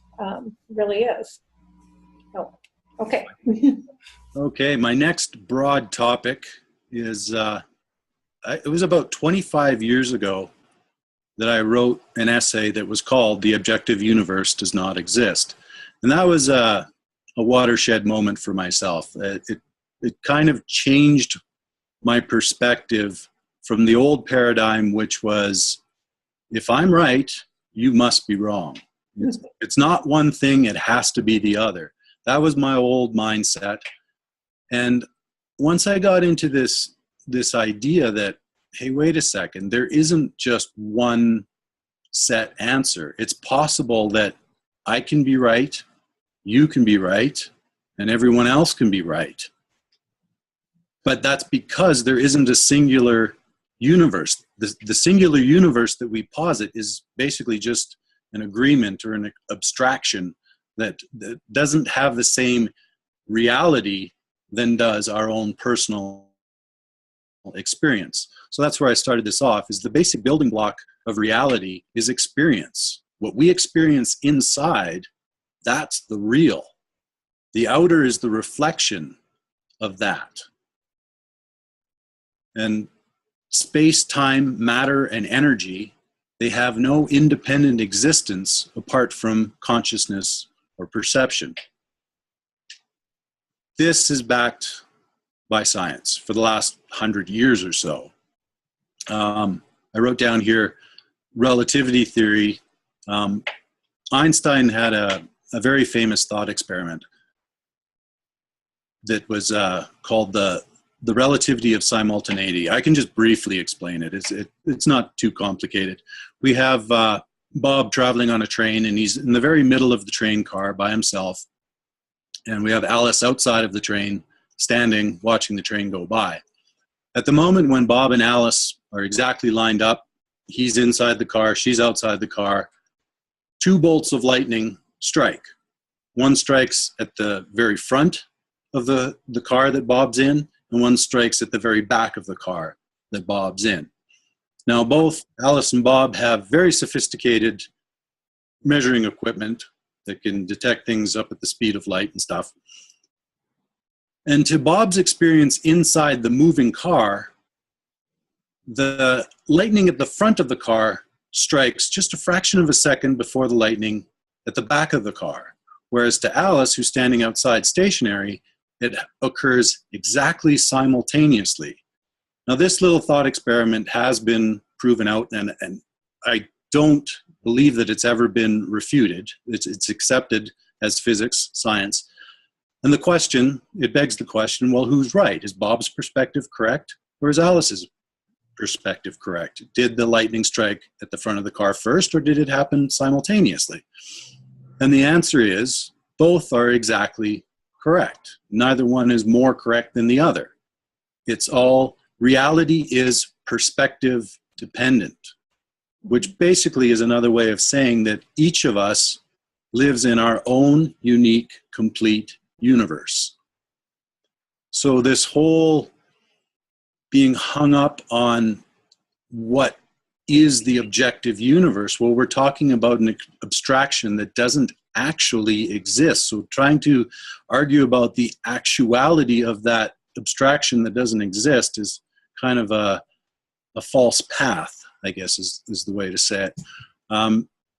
Quantum theory is the next thing that I drew on. Quantum theory is the most successful theory in the history of science.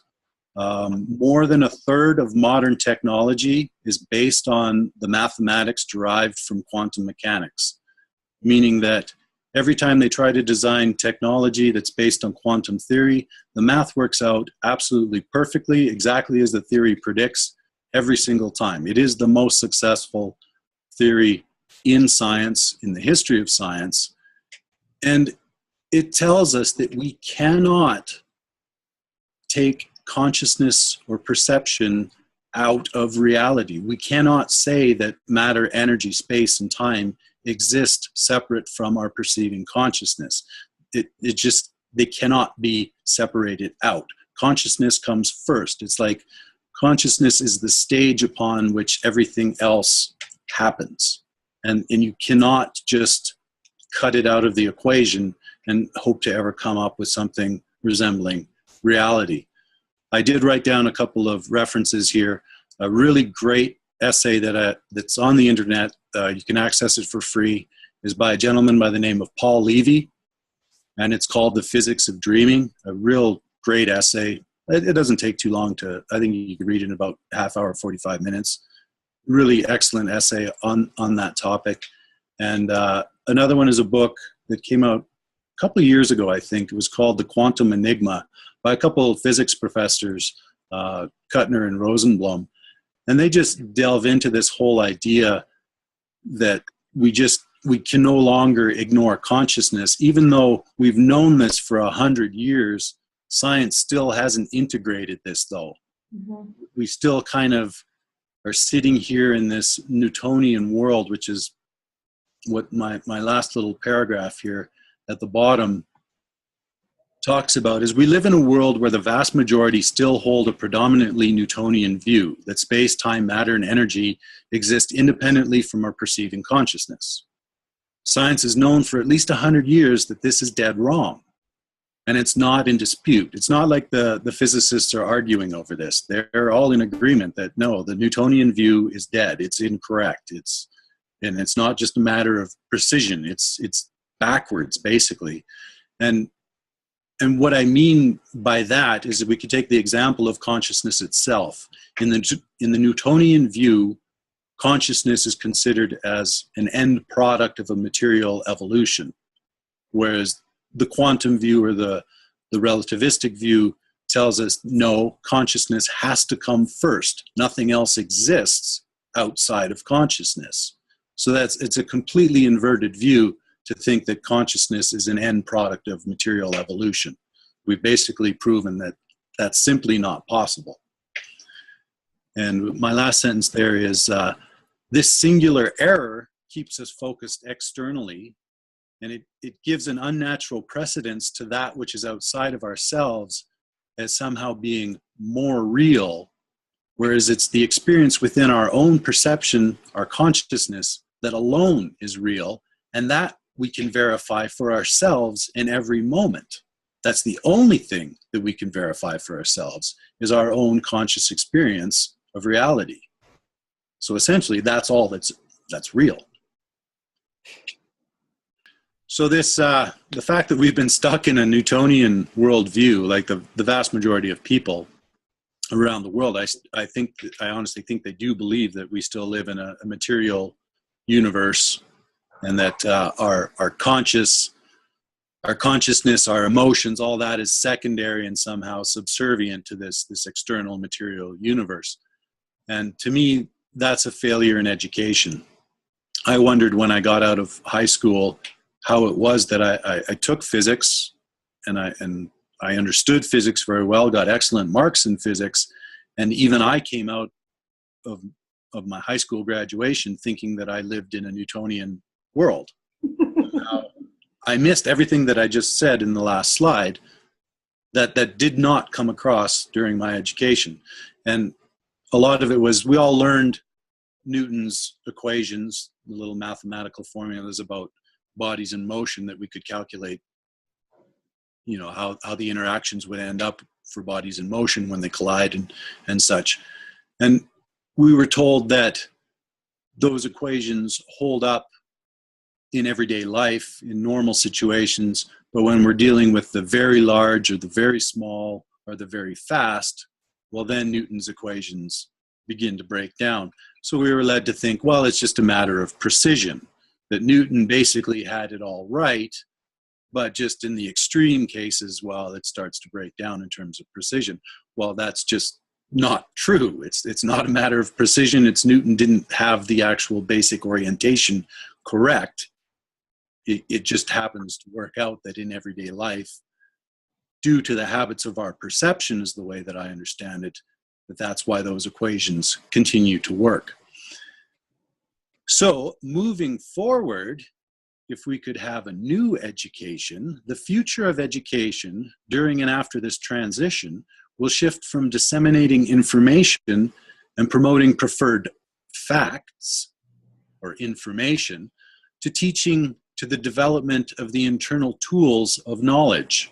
So developing basically our internal reality, acknowledging that that's what is real, and let's focus our attention there and see what we can develop that is our innate biological tech. I quickly went through and just listed what that internal tech is, the different, we could call these the different subjects of the future of education, would be imagination, intuition, discernment, ingenuity and innovation, emotional stability. Emotions are part of consciousness, a way of instantly knowing things.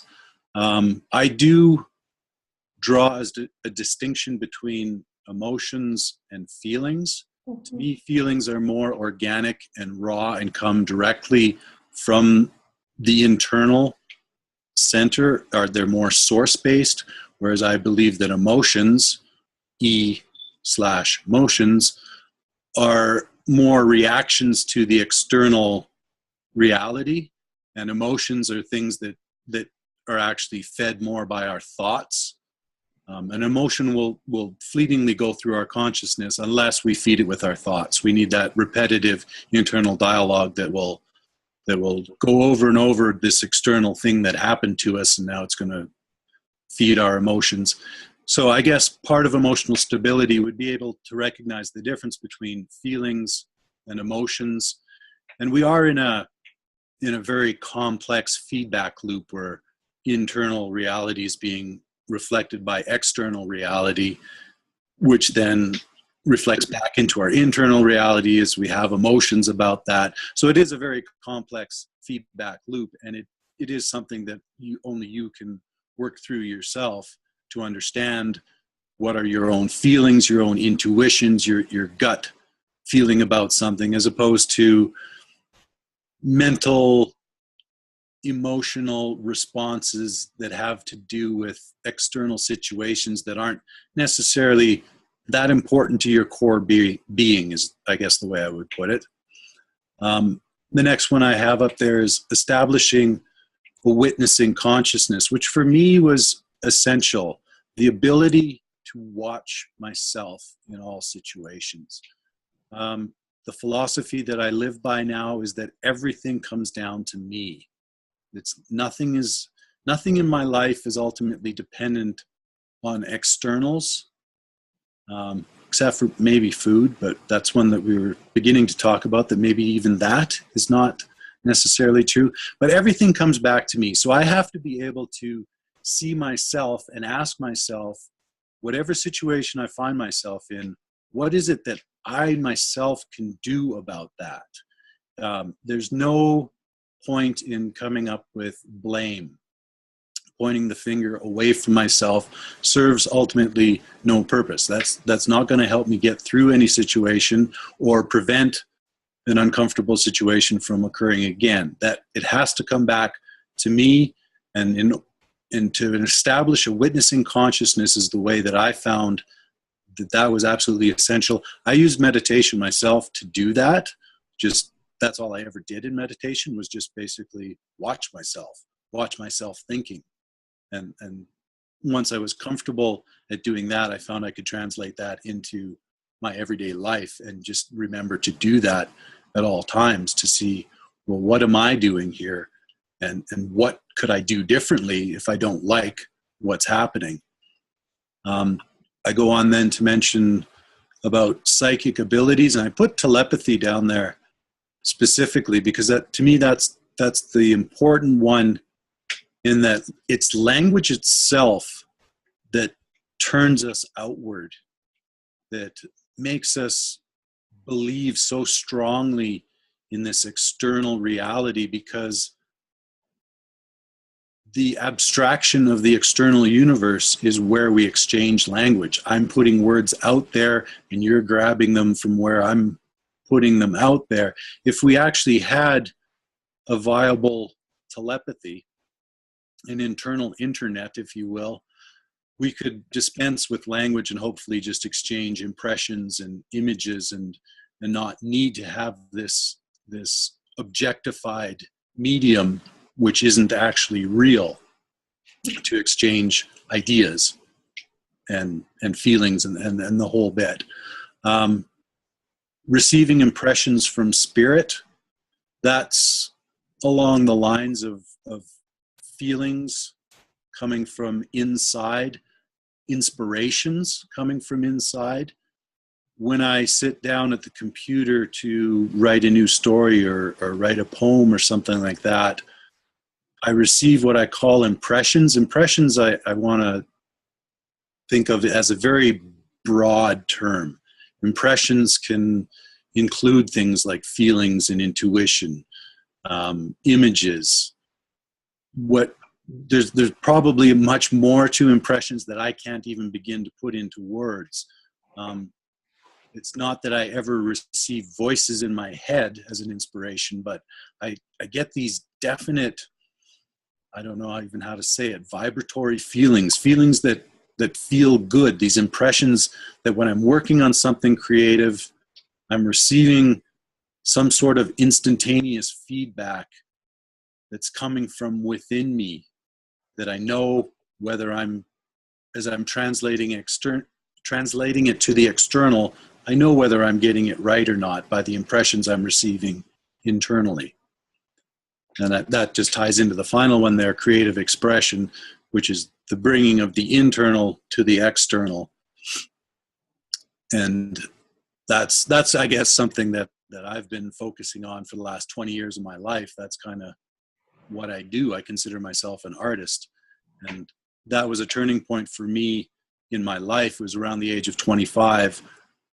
Prior to that age, I was very much an academic, very externally focused. I was really good at playing around with information, but I was completely dissatisfied.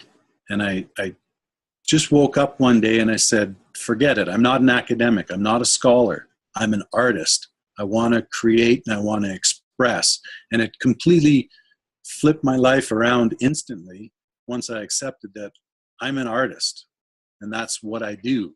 And I received most of my validation for wanting to continue living from being an artist and getting into creative expression.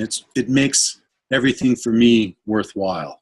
Very personal, but and I think it is part of our future collectively, that others are going to find the same thing, that creative expression, however it comes out, you don't have to be a painter or a writer or a poet or anything like that. However your creative expression comes out, it's very personally validating and satisfying. So in other words, we're developing our innate internal technology. Those are all the human qualities which the AI does not possess and cannot copy. And we'll begin to value quality in all things, whereas quantity will hold less interest. We'll stop being less the bean counters, and we'll want to experience our own authentic internal quality experience, as opposed to amassing quantities of external stuff.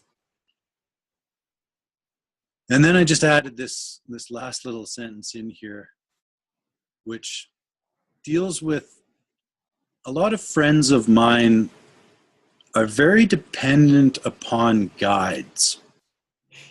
And the only guide I've found since I made my decision that I'm an artist, the only guide that I really need is following my own curiosity.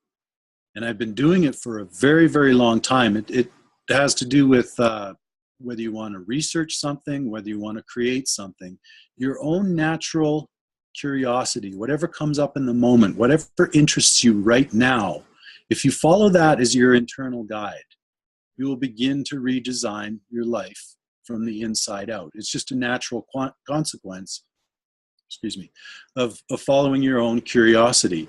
And to me, in the last 25 years of my life, if you haven't done the math yet, I'm 50. Curiosity is the only guide that I feel I really need. If I just honestly follow the things that honestly interest me, I go on this magical journey that is a surprise and a delight every single day. Just follow what interests me. And that's pretty simple, and it seems maybe a bit trite, but try it, it's true. Thanks, Neil. It's so beautifully put. And I'm going to add only one thing that is here, and this is an aspect of the work that I do with other women, is trust. And it is learning to trust yourself. We don't trust ourselves too often. We're all magical creatures. We really are. We're all magical children. And so trust and nurture. And so that is an aspect of self-love, that you learn to trust yourself and nurture yourself. In this technological age of information that we're coming out of, we've been trained not to do that. And so that would be the pieces that I would add to this, what you have here. In the realm of trust, something that I recently had a discussion about is one of the greatest freedoms in trusting ourselves is allowing ourselves to make mistakes. Exactly. Once you've got that one down, if you're okay with making mistakes, it just takes a huge weight off your shoulders. You don't have to trust yourself to be right all the time. That's just stupid. And actually, that's who I was in the first 25 years of my life, is that I would die if I ever made a mistake. Oh God, I'm Niels. I don't make mistakes. Come on, no way. But once I got over that idiocy, it just makes life simple. You're just like, of course I'm going to make mistakes. I make mistakes all the time, but that's not a problem. You just recognize it as a mistake. Suddenly it's not a mistake anymore. You move on. And so it's a huge one. Again, it sounds super simple, but just accepting your own mistakes and the freedom to do that it's just huge weight. The co part of it, and you already said it, is once you accept that aspect, then you really find out that you never really make mistakes, because your mistakes are turned into the food for the next piece of your journey. There is a very deep aspect to it, and also to laugh at yourself. Once you find laughter,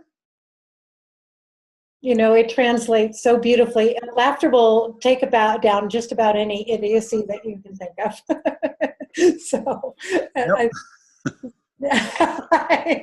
Anyway, so let me move on to your next slide here. There we go. And this is my third broad topic. And I've always been kind of tuned into the collective. That's kind of been my knack as I watch where the collective is setting its focus, especially on the cutting edge, like what we're doing right here. The collective right now is really striding into new territory like never before, in my opinion. And the way I'm framing this is that historically we've been in a hive mind collective unconscious. If we take the Jungian view of the collective unconscious, it's kind of been a hive mind. And Let me begin at the beginning of my slide here. So from a hive mind collective unconscious to the collaborative mind, do we fully and truly believe that we are the creators of our own reality? I do. And I don't mean that we're the creators of our own reality in some vague or metaphorical way. I believe that we are literally the creators of our own reality. Somewhere at the base of consciousness, whatever consciousness is, we are creating this experience for ourselves. And when I say we, I'm going to say that that's my I am presence in concert with my internal spirit. That is what's creating the whole of the reality. I don't know everything about my own internal experience or my own spirit. So there's a bit of mystery involved there. But my spirit is creating all of my reality right down to the tiniest detail. I believe that. And I believe that we have always been the creators. It's not that this is something new or this is something that's going to happen in the future. This is just the way that reality has always worked, that we create our own reality at all times. We have always been the creators. We are the source of the reality we experience. As such, we always have full internal control of the quality of that experience if we choose. So we may not be designing the events that are going on outside in our lives, the things that we are actually partaking in terms of events. We didn't necessarily consciously create that, but how we experience those events, we can choose in every moment the quality of that experience. We can choose how we're going to experience those events internally. And as I said, it's the internal experience that's actually real. And that's the part of reality that we do have full control over. We don't necessarily have control over the reflection, what happens in the external reality, but the internal reality of our being. We get to choose what we want to experience within our own being, if we have the gumption to make that choice. You can leave that choice alone and choose not to choose and be tossed and churned around and have probably a pretty shitty experience. Still a choice. Still a choice, exactly. The shared world of our perception is an unconscious projection or creation of humanity's collective mind. So what we perceive as the shared world is the projected holographic nature of the world. Historically, our minds have been programmed or conditioned by the AI predator pathogen. We have the predator's mind. I took the sentence there basically from the Castaneda books, Don Juan saying that the predator has installed its mind in us. That's how we function. We use the predator's mind. And that's just the structure of the mind that we've used up to this present day. At the collective level, this presents as a hive mind, which is characterized by authority, hierarchy, conformity, and an arithmetic strength in numbers. I kind of talked about that a little bit before. It's just additive. 2 people have twice the power of 1 person. 3 people have 3 times the power of 1 person. It's just an arithmetic additive strength in numbers in the hive mind. We opt into this collective unconscious hive mind unconsciously from our ego waking perspective. Our participation in the collective unconscious is by default. We're basically just born into it.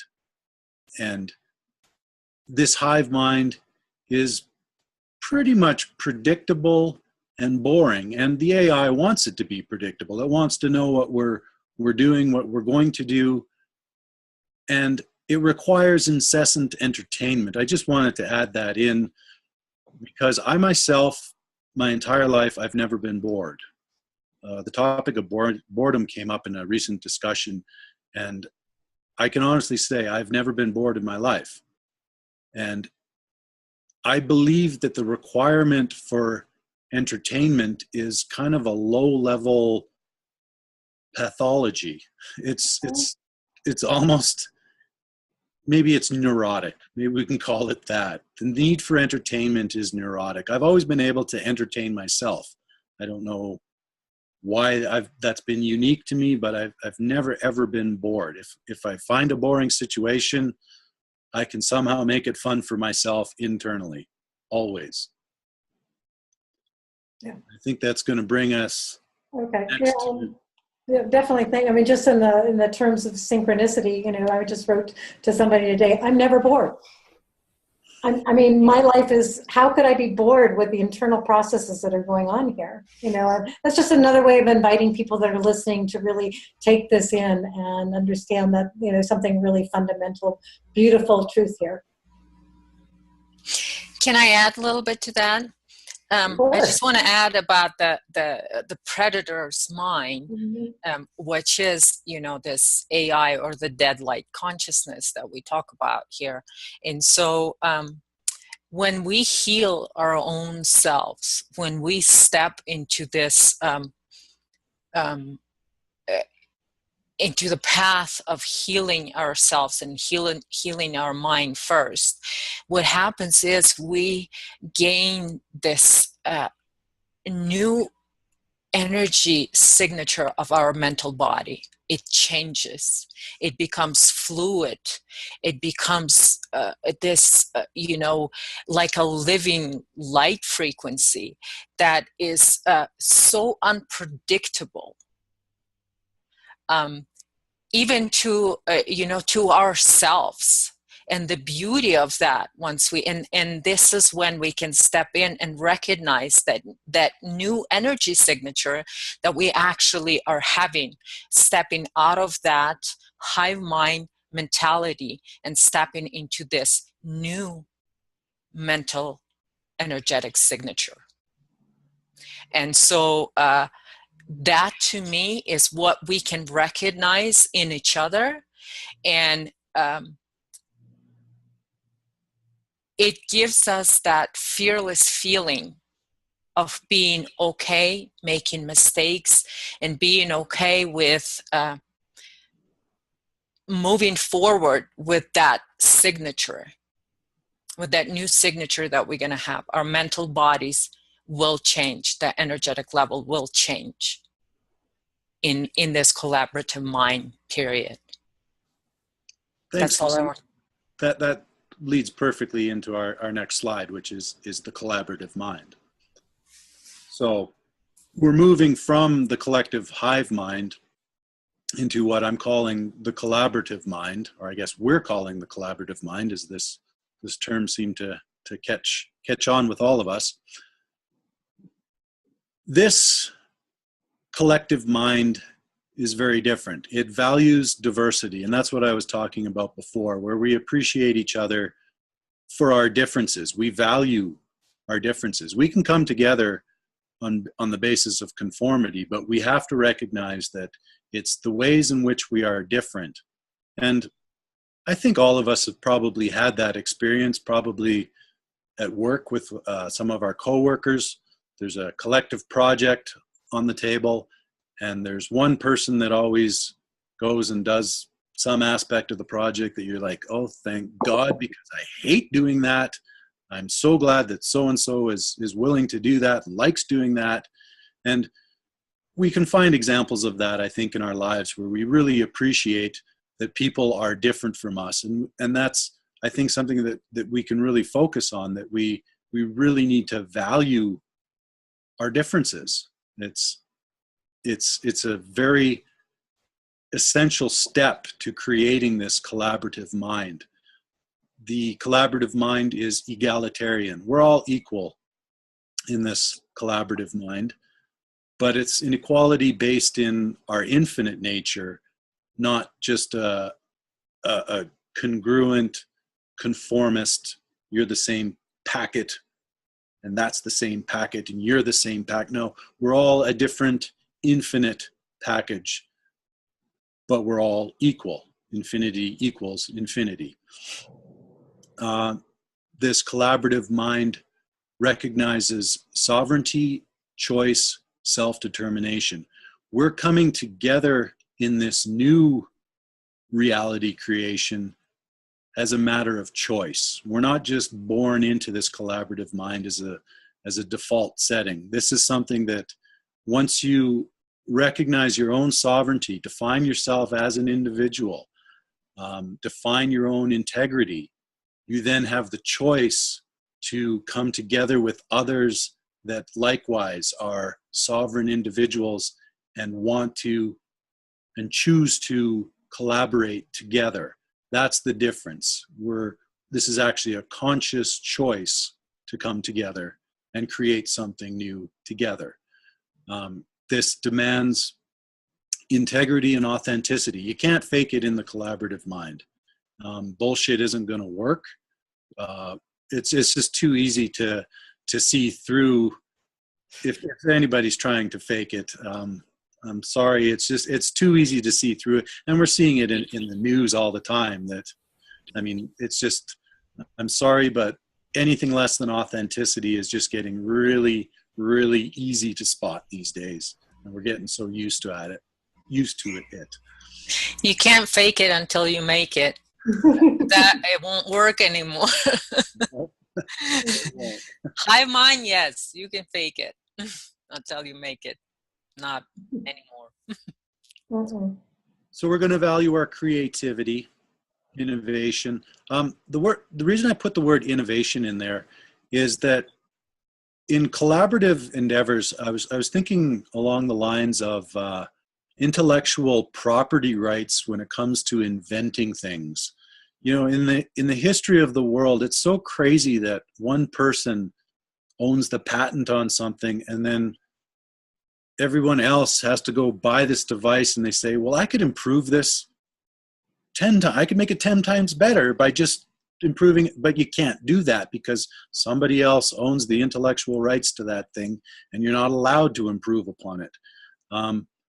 That's why I threw the word innovation in there. We need to be allowed to innovate again and build upon each other's ideas. Say, hey, that's a great idea, but you know what?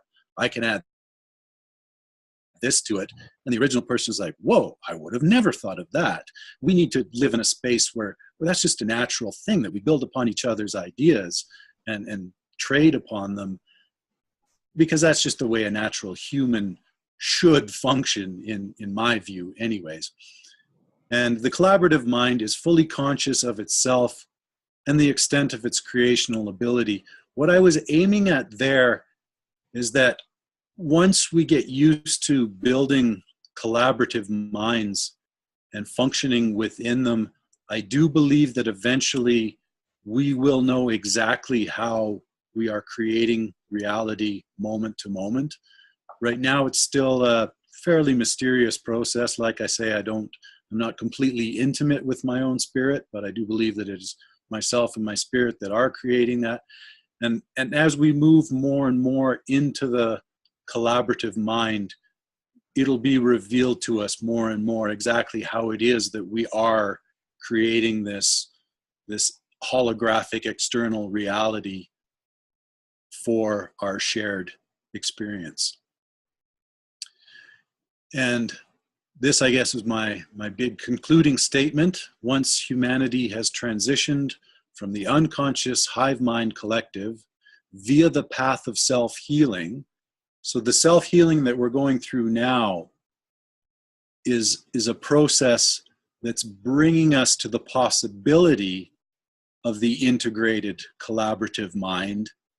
And once we reach that place, we'll be standing before a blank slate, or if you prefer, a blank canvas, and we're ready to then consciously create a brand new experience. I believe that's the direction that we're ultimately heading in, and that's what I wanted to talk towards. Thank you, Niels. Wouldn't mind commenting on this collaborative mind idea, because it is very important in my opinion. A lot of why the control structures have had the power that they've had over us is because they've understood these concepts and have been in that kind of place where, as Neil said, unity isn't just about what we can agree on, it's also about recognizing how our differences can be accents upon our own beings and how we can fit together like puzzle pieces. And with us moving into this collaborative mind, we're taking that power back over our reality that they have had over us for so long. And that's why it's always come down to choice. The choice to be part of a collaboration as opposed to competing with each other, and seeing the beauty in the differences between us as opposed to feeling repelled by them is very important. So thank you for bringing that up, Niels. Mm-hmm. I'm gonna Thanks for emphasizing it. Yeah, I'm gonna tie in a few things. I think the next slides are the ones that I'm going to do. Maybe we'll want to take a break in a minute too. But what Lily said, along with, excuse me, see, sometimes when I try to talk, okay. What Lily said, along with what Niels is saying here, which is this emerging creation, there is us being able to understand, read, transmit energetically, which is beyond what you were saying of the words. I know we're all looking at this in a way of this ability that we are growing, really growing, where we do connect with each other without even the need for visual or resonant verbal connections. And I think we've all experienced that to greater degrees now, where we realize our consciousness is in connection with other consciousness, and that's being shown back to us in the reality of our world. But the one thing I wanted to say too is that we think of mind as this thing that figures it out, and it puts the pieces together and it puts it out on the table. What I think we're going to go into next is the emergent consciousness, which is fluid energy. And so we actually, in the process of emerging right now, we don't even know what we're creating. Because the authentic self will, by its very, very nature, will start to bring it forward when we get into this collaboration here. So we'll all of a sudden, I see it as this: we're all going to be looking at a field, or the blank slate, or the canvas, and our consciousness is going to emerge through us in a very organic manner, and that is going to be creating this brand new experience. Does that make sense? And I think we've been experiencing that in talks that are exactly like this, that yes, we've each prepared something that we want to bring through, but there's also the collaborative aspect of it, where something new is also coming through all of us at the same time, and we're feeling it energetically, and it opens it up to the possibility of us building upon each other's ideas. That is this is the collaborative mind right here being demonstrated to a small degree, and it's going to build from here. So, well, thank you so much.